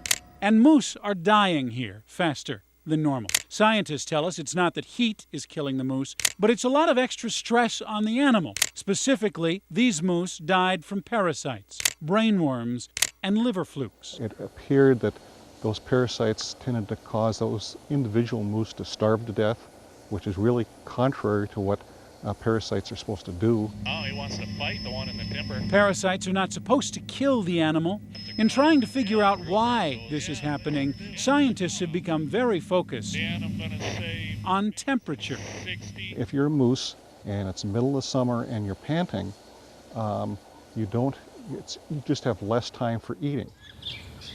The moose are dying in greatest numbers within a year of a very hot summer. Overall, the climate on our planet is up just 1 degree Fahrenheit in the last 100 years. Now, that may not sound like much, but it's the biggest heat gain on the planet since before the Middle Ages, 1,000 years. And much of that heat is recent. The 10 hottest years of the last century were in the last 15 years. In fact, in northwest Minnesota, where the moose are dying, the growing season has increased 39 days in the last 41 years. I mean, you can't ignore them. Record dew points make it feel even hotter than it is. Last summer of 2005, we had dew points in the 80s. 80s! This is like Bombay, India. This isn't like Minneapolis, St. Paul, Minnesota. She gets so hot. We've seen dew points in the 80s here, 7 of the last 8 summers. The supersaturated hot air can spur greater storms. Precipitation is up here 20% in the last century. The massive blowdown in the Boundary Waters canoe area is just one consequence of all that extra rain and wind. I think we have to acknowledge that as the climate changes, all these other things are changing. Even Minnesota's Great Pine Forest is at risk, not just because of the blowdown, but because of the kinds of trees scientists see coming up underneath it. Trees usually found much farther south. They're finding maple basswoods that are coming up in some of the blowdown areas, at least 50 years ahead of the predicted time. Bill Berg is a wildlife biologist. Every piece of vegetation living and working in northern Minnesota for decades. Bird species will probably be the most affected. He sees the earlier mating season of the grouse, the expanded range of wild turkey, raccoons, possums, and skunks, animals that could not survive this far north before. The realization of climate as a factor in all of this, he says, is relatively new. Before we were kind of, why is it happening? And then people started putting, and myself included, we started putting temperature changes onto this. We just added that as another variable. And it's probably the most important variable right now. And talk about expanding range. Could you imagine Minnesota lakes more known for bass than walleye? Now, that won't happen quickly, but already scientists see the impact of warmer lakes here. In winter, it's obvious, not so much ice. We'll see marginal ice conditions more often than in the past. In the summer, fisheries biologists see warmer water in Lake Pepin, causing larger walleye to grow more slowly. It's also impacting their reproduction. What we saw in those Pepin data, in those summers when they didn't grow very well because it was really warm, the following spring, there was reduced production of young walleyes on Lake Pepin. Don Pereira with the DNR says warmer water at Lake Mille Lacs is responsible for large-scale fish kills. Tullaby, a feeder fish for walleye and northern pike, had a strong presence here for years. After the scorching heat of 2002, His fishery staff failed to net a single one. Maybe there can be a number of factors that have contributed to that, but the bottom line is that we know that we've had some very warm summers since the late 80s, and we know that this species die when we have really warm summers. We wanted to spend most of this story talking about what is already measurable, but the future of this story may be much more profound. Major scientific organizations see the climate continuing to warm another 4 to 10 degrees by the end of this century. Minnesota would be at the high side of that average. 10 degrees would be astounding. 10 degrees is what ended the Ice Age, and that took 10,000 years. If the current projections prove true, we'd be doing it 100 times faster. The Minnesota Pollution Control Agency says by the end of this century, Minnesota could look a lot more like the oak, elm, and maple forested parts of central Illinois. We'd feel more like Illinois in the winter, 6 to 12 degrees warmer. Summer here, 4 to 8 degrees warmer. That's a bull standing. How much longer can you really expect the moose to stick around? That's a pretty big animal. The western herd decimated. The eastern herd is now considered at risk. It's headed further back into the conifer. I think it's a bull. Census takers counting the living and the dead. A dead moose, frequency 4762. I can even feel her ribs. Trying to answer some very familiar questions. She wasn't eating well. This population should be going up, and so the question comes back, why isn't it going up? Already they can measure it. Blood from the carcass? This last herd is dying at a rate more than twice the North American average. It's sad to see this, particularly for a moose that, should have had another 10 years.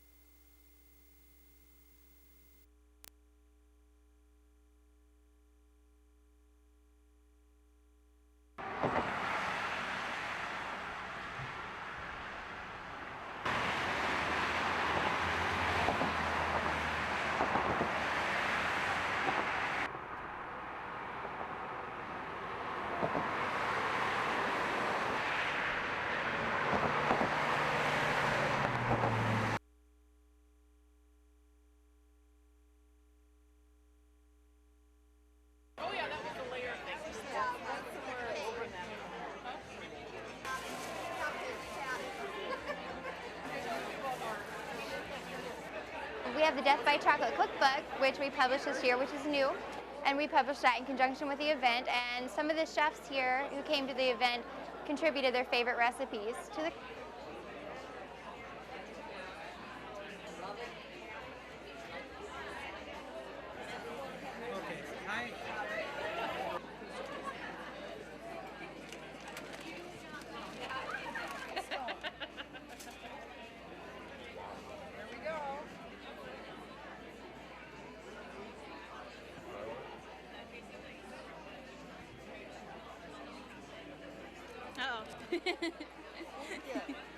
That last. Probably not long. Another hour and a half.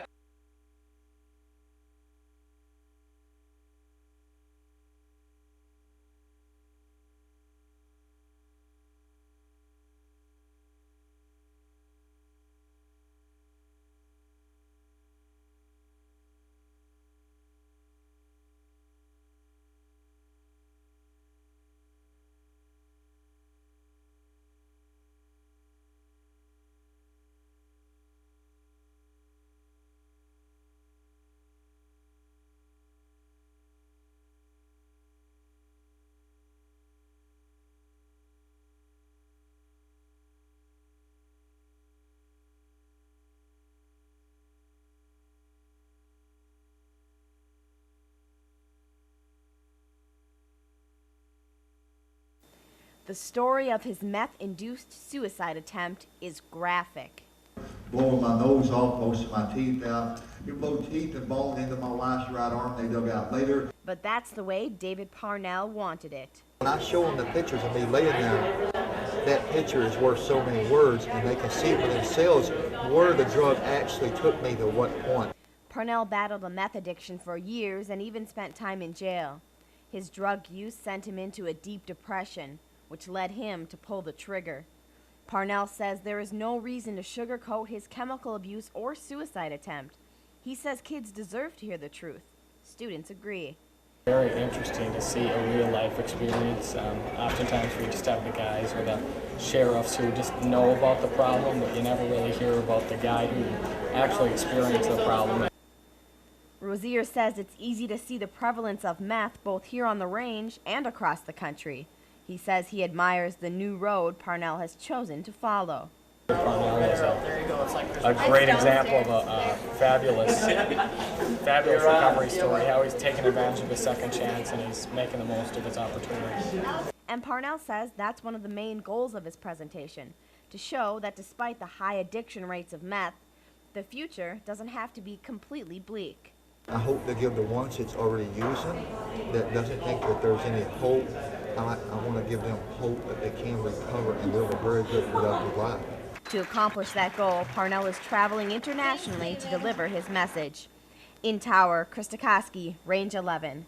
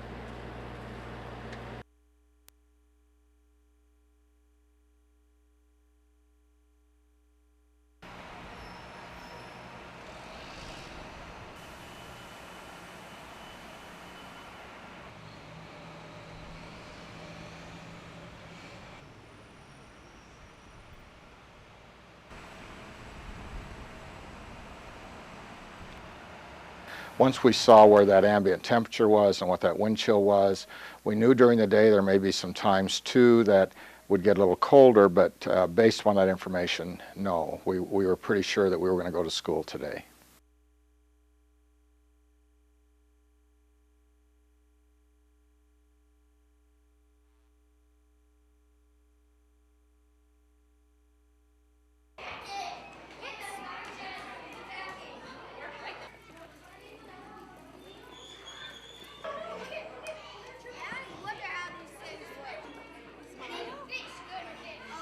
Well, today we are going with a presidential theme where families and their children can come in and use their imaginations to create their own country. And children are encouraged to come up with a flag for their country, a song for their country, a symbol for their country, and just to have fun with it.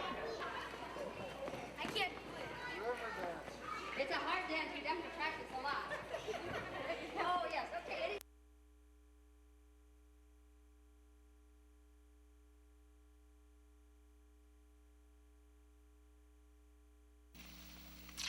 Mary Crook is a 16-year breast cancer survivor, and for the first time ever, she's skiing the Berkey, and for a good cause. She's participating in the Berkey's new Ski for the Cure program. She's one of 9 breast cancer survivors who will ski the Berkey wearing pink race bibs to raise awareness and money for the fight against breast cancer. If I can finish before they take everybody off, I'll be very happy. Mary has been training for 3 years so she can ski the Birkebeiner. I'm 60 this year, and if I don't do it now, when am I going to do it?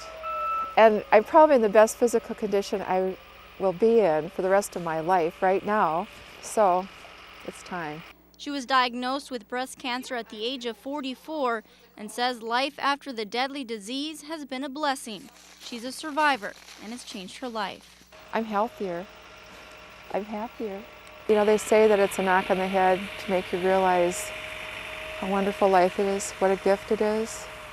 And since I've had breast cancer, my life has really been wonderful. I I feel it's been the best time of my life.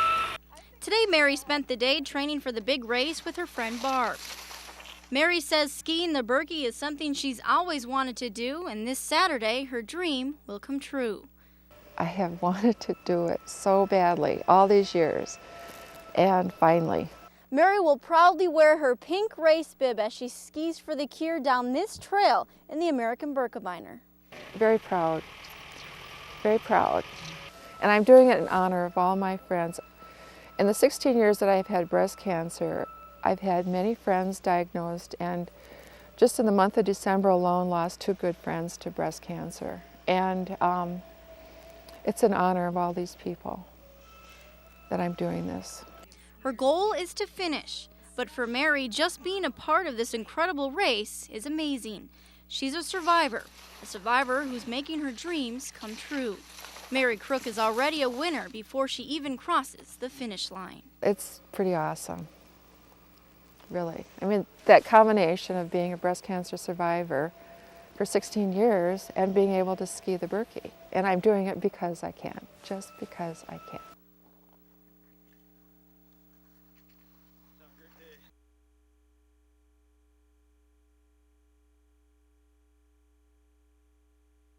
Educators from across the Iron Range met in Eveleth Wednesday to study up on a new policy that will help make your kids healthier. Every school district in the state must implement this plan by the July deadline, but it's not your typical set of school guidelines. We like to see the students move their bodies a little bit more, be a little more active, and then to be a little more selective about the foods that they eat in school during the day, in the evenings, on the weekends. The plan will also make changes to what kids are eating, both in the lunchroom and at extracurricular activities. Officials plan to evaluate what students are eating and then reconsider current vendor contracts. The new guidelines are going to require a lot of help, reaching beyond the classroom walls. This is something where we're going to have to involve a large group of people, and we're going to have to follow up to see how well we're doing on implementing the policy. School board member Mary Spang says some of these guidelines are already being met, but in areas they are lacking, changes will be made. So if we know that we're doing something well, we probably want to work on something where we have room for improvement. Podpesker believes nutrition education and support for the policy will make it a success. It's a pretty large undertaking, but we have a lot of support within the schools, within the community, within the legislature. And educators believe if the changes are done slowly, students will respond better, and some may even welcome the adjustment. In Eveleth, Callie Martell, Range 11.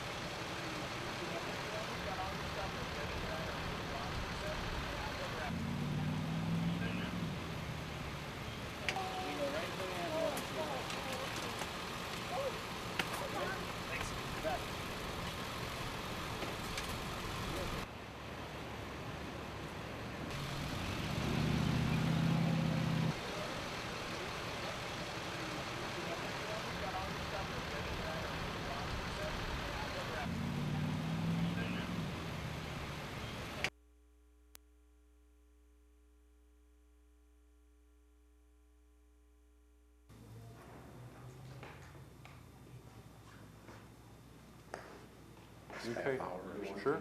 Will you be at all? Yeah. Anybody sneeze about these maps and just okay, I wonder, you know, it never showed up.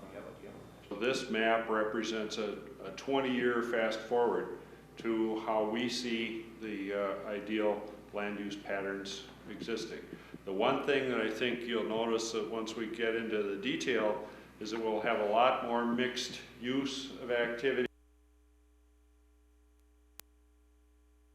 5, 4, 3, jump. Contestants on the popular show are put through weeks of rigorous exercise. Every bite of food is monitored at the ranch. Dozens of pounds are lost each week. How far does it go down? Hundreds line up for auditions, few are selected. The good news is you don't have to appear on a national television show to become heart healthy. We really don't have to turn our world upside down. With just very little changes, we can really make a big difference in our life and lose weight. Patty Little, an exercise physiologist with the St. Mary's Duluth Clinic Heart Center, says something as simple as a daily walk will improve cardiovascular health and burn calories. Strive for 10,000 steps each day. And don't be afraid to try weightlifting to boost fat burning. Start with light weights and slowly build up resistance. So many people out there struggling to lose weight, and doing a weight training program really helps. Making healthier choices at the grocery store will also bring you closer to your goals. First tip, eat before you go shopping. It's hard to make good choices when you're hungry. SMDC dietitian Bonnie Brost's second tip, shop the outside perimeter of the store. I say 80% of what you get in a day should be on the perimeter outside of the aisles, because there you have your fresh produce, you have your fresh meats, you have your dairy, you have your frozen, and you have your breads. And basically that's a lot of what you need. Tip number 3, when you do venture into the aisles, read the labels carefully, compare products, and make the healthiest choice. Good afternoon to you, ladies. Hello. Hi.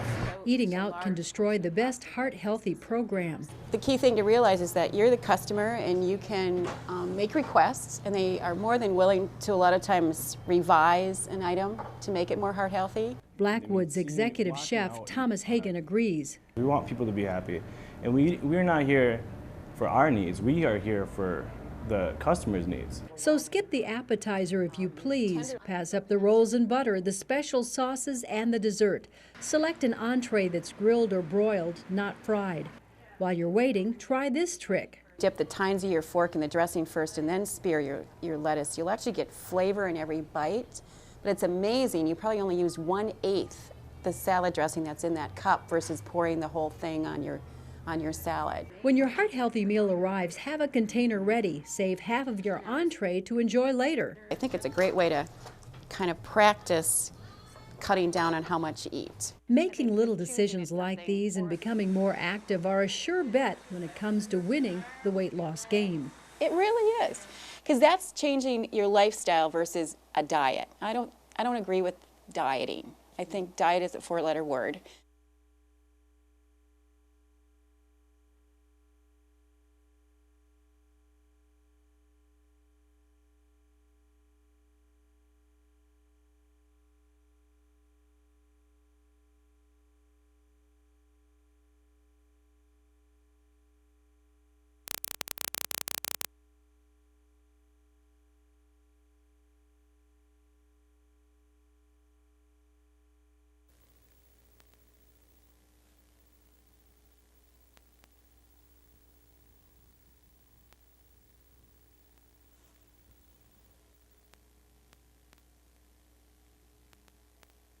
Our kids are pretty well supervised, I think, in general in the community. There's people are. I mean, it is sort of a village that raises the kids there, but there certainly is there's some worry.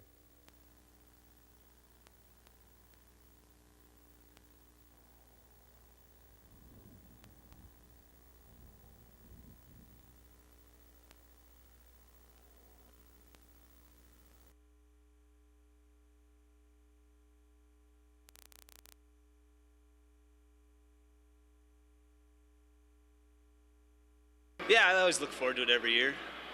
I mean, like I say, it's just something you look forward to every year. You know it's coming, and it's going to be a big deal. I went to high school in Warroad. I was fortunate enough to play in one, and so like watching the kids play and stuff, it's kind of, I've been there. I always dreamed about playing there and stuff, and it's on my calendar every year when the tournaments start up. Gets it out to Nordhagen. Long pass for Forney. Forney chases it down. Angles toward the net. Poke check by the goaltender. Good play there by Nathan Harding. Off the far wall. Coming back is Schmidt. Schmidt plays it to the Thief River Falls line. Trying to start it back was Thank you very much, Mayor. I want to emphasize from the city of Duluth, Mayor Herb Bergson. It's a tremendous opportunity for people who might not otherwise have a chance to live walking distance from a good job, who might not otherwise have a chance to live in a decent home where kids can play in a nice yard and have really a decent place to live. To congratulate, you all deserve a bright, shiny gold. Fund was the last critical piece of financing. More than half of the development is actually funded through equity through the Low Income Housing Commission have supported, and so we're very appreciative to the mayor and city.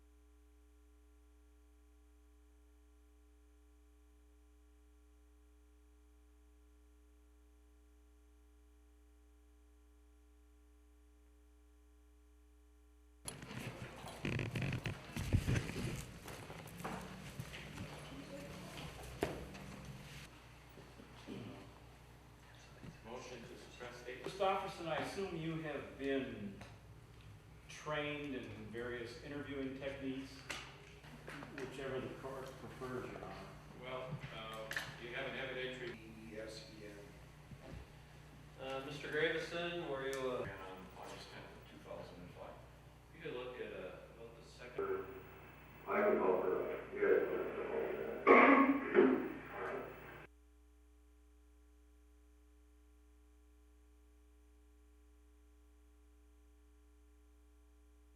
Objection at this time, or would you prefer to wait for your prosecutor? Please do.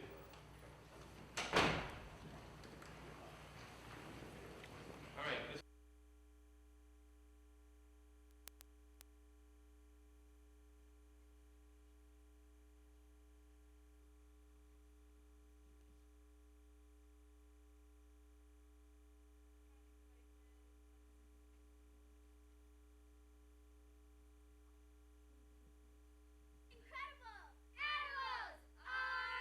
Students need to have an opportunity to be creative and to also do research.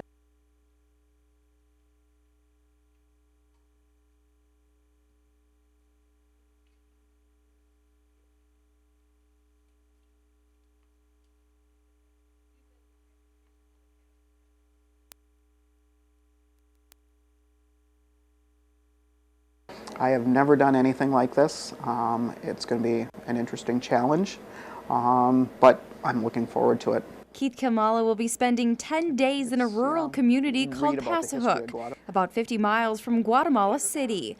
He says the only thing he knows about the destination is the city is near the mountains. I've sort of chosen just to go with the flow and not do a lot of research and just go down there with an open mind. He hopes to give kids the opportunity to learn in a school, something they're currently not able to do. It's just going down there and providing that helping hand, that physical labor to help them conquer this project and get this school built for the children. Volunteers are also helping out in another remote area of Guatemala. We're also going to go to Tropichitos and work on an erosion control project at a school site there that was built a couple of years ago. Keith says the experience of helping out those in need is something he is looking forward to. Most people who have gone on an exchange like this say it is a life-changing experience. It really, you grow within yourself and you begin to appreciate what we have here. Inside the suitcase, he is stuffing candy for the kids. Keith says that is what he is looking forward to most, interacting with the youngsters. I don't speak any other language, so it'll be that interesting just to see how that works and what kind of fun we can have with a language barrier and just bring joy to them. Kelly Lavoie, the Northlands News Center.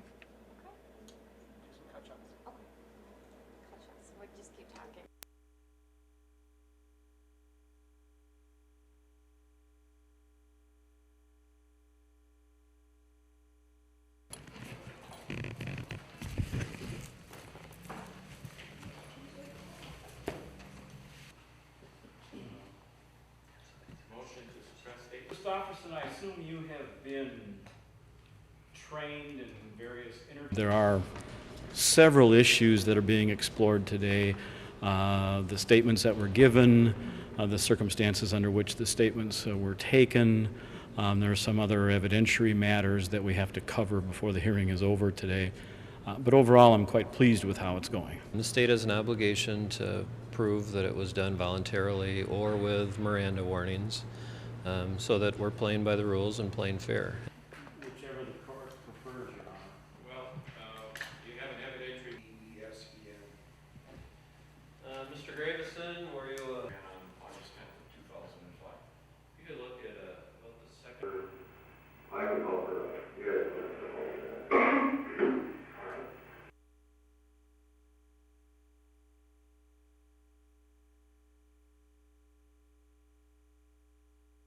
Objection at this time, or would you prefer to wait for your prosecutor? Please continue.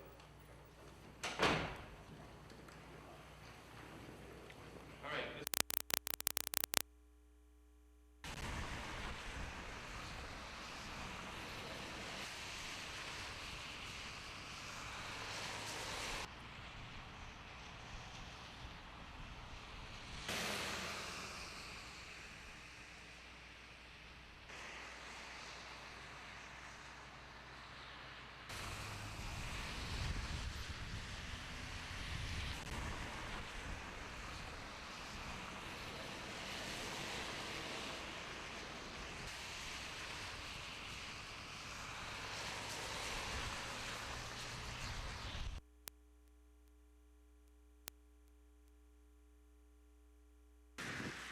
For us, it's still a lot of uncertainty. No one can say for sure when the Duluth News-Tribune will be under new ownership, but employees have been told it will be business as usual until the paper's new owner, McClatchy Company, finds a buyer. They will continue to fill essential positions as we have people leave for whatever reason. So hopefully we're going to be just keep functioning pretty much as normal. One potential offer could come from a partnership between the Newspaper Guild, Communication Workers of America, and a private equity firm.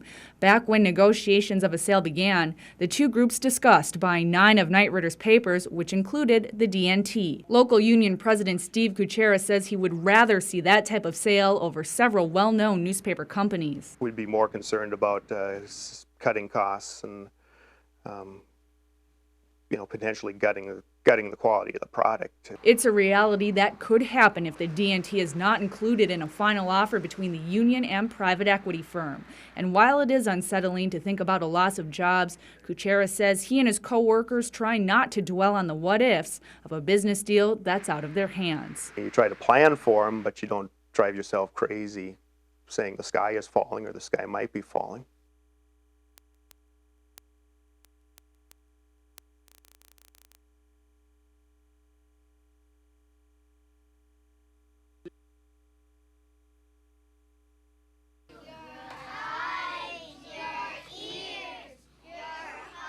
We'll have final reading on that. So it gives the opportunity again for the public. You can go online or contact us to get a copy of the complete budget proposal right now.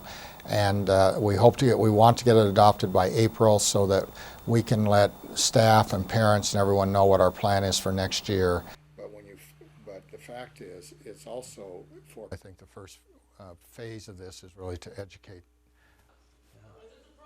I graduated from Ascot High School in 1960. Our library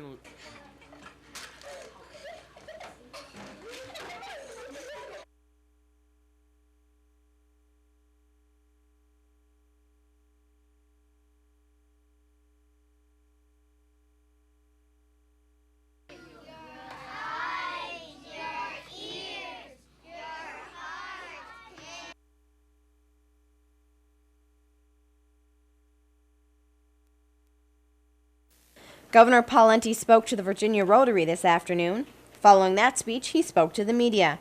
Governor Pawlenty talked about the supplemental budget, including the more than $100 million in emergency spending. These are things that have emerged since the last legislative session that relate to proper detection, incarceration, oversight of sex offenders and mentally dangerous individuals. Another portion of that money is $49 million set for tax reductions. That's the exact amount of money needed to replenish the 21st Century Minerals Fund. And Representative Tom Rukavina presented a bill to the legislature about the replenishment of that fund. but the governor says it just is. We don't have the luxury of a bunch of extra money laying around where we can just park money for years and hope that some project comes in the door down the road. In 2003, Governor Pawlenty took $49 million from the 21st Century Minerals Fund to help balance the general budget. That fund was used to support projects on the Iron Range. The governor says that when projects get the environmental clearances, private funding, and permits needed, he'll be ready to help with the cost. It looks like they are viable projects, then we will be partners and supporters of those projects. I'm not interested, nor should we be interested, in going back and recreating funds that just sit there without actual immediate needs and uses. Governor Pawlenty spoke about two projects that are making progress: Minnesota Steel and Excelsior Energy. He says these projects are prime examples of where funding money will go. They are advancing through the process sufficiently in terms of environmental review, in terms of the possibility of private financing and actual construction and development, where we stand ready to help.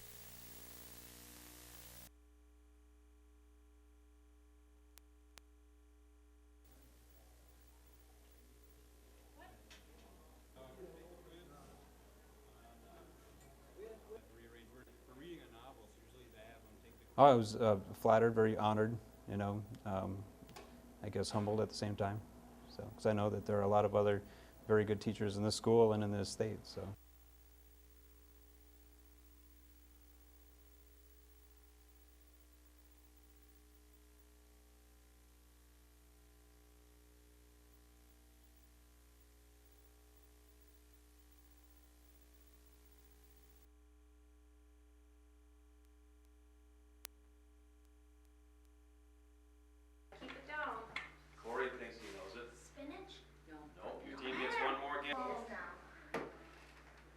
In an artichoke, you want to boil it or pull out the artichoke between your teeth because it's. We had hot artichoke dip. It is a root. You know what? Pay attention. Let's play. Oh, we got a mango in the world. What about the United States? Next here, who thinks they know what this is? Not fast. Okay. Anybody?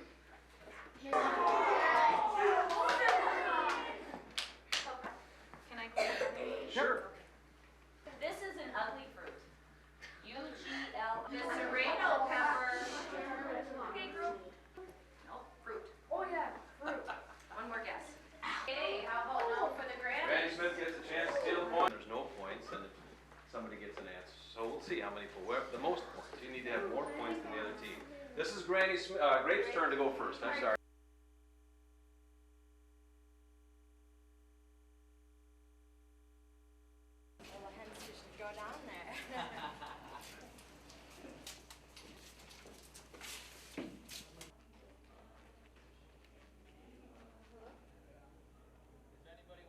Really what we want to do is for students to start doing something about it, kind of in the spirit of the 60s where students were active and were at the forefront of the anti-war movement.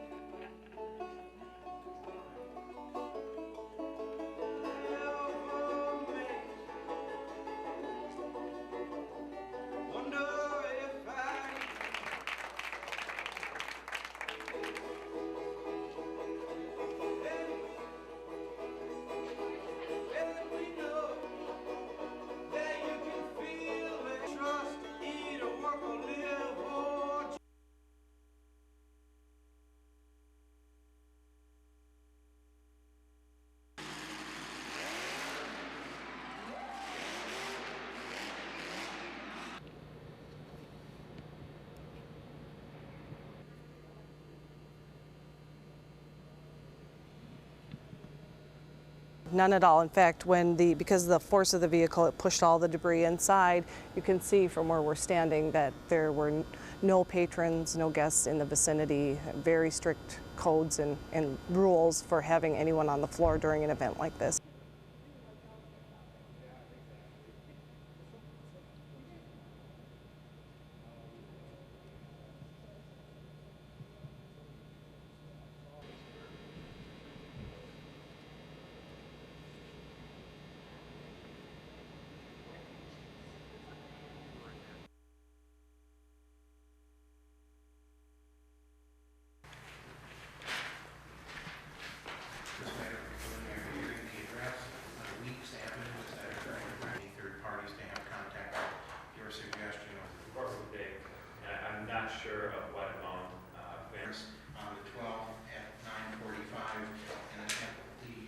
appearance on the 5th, sir. If you have an attorney, they should be present with you.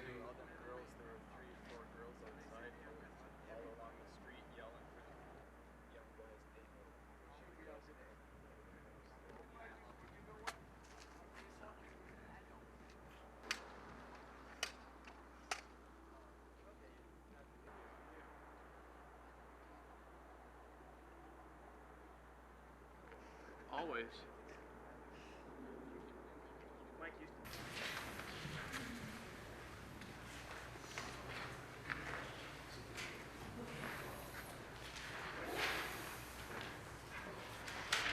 Ma'am, this is in case 004 CF 170.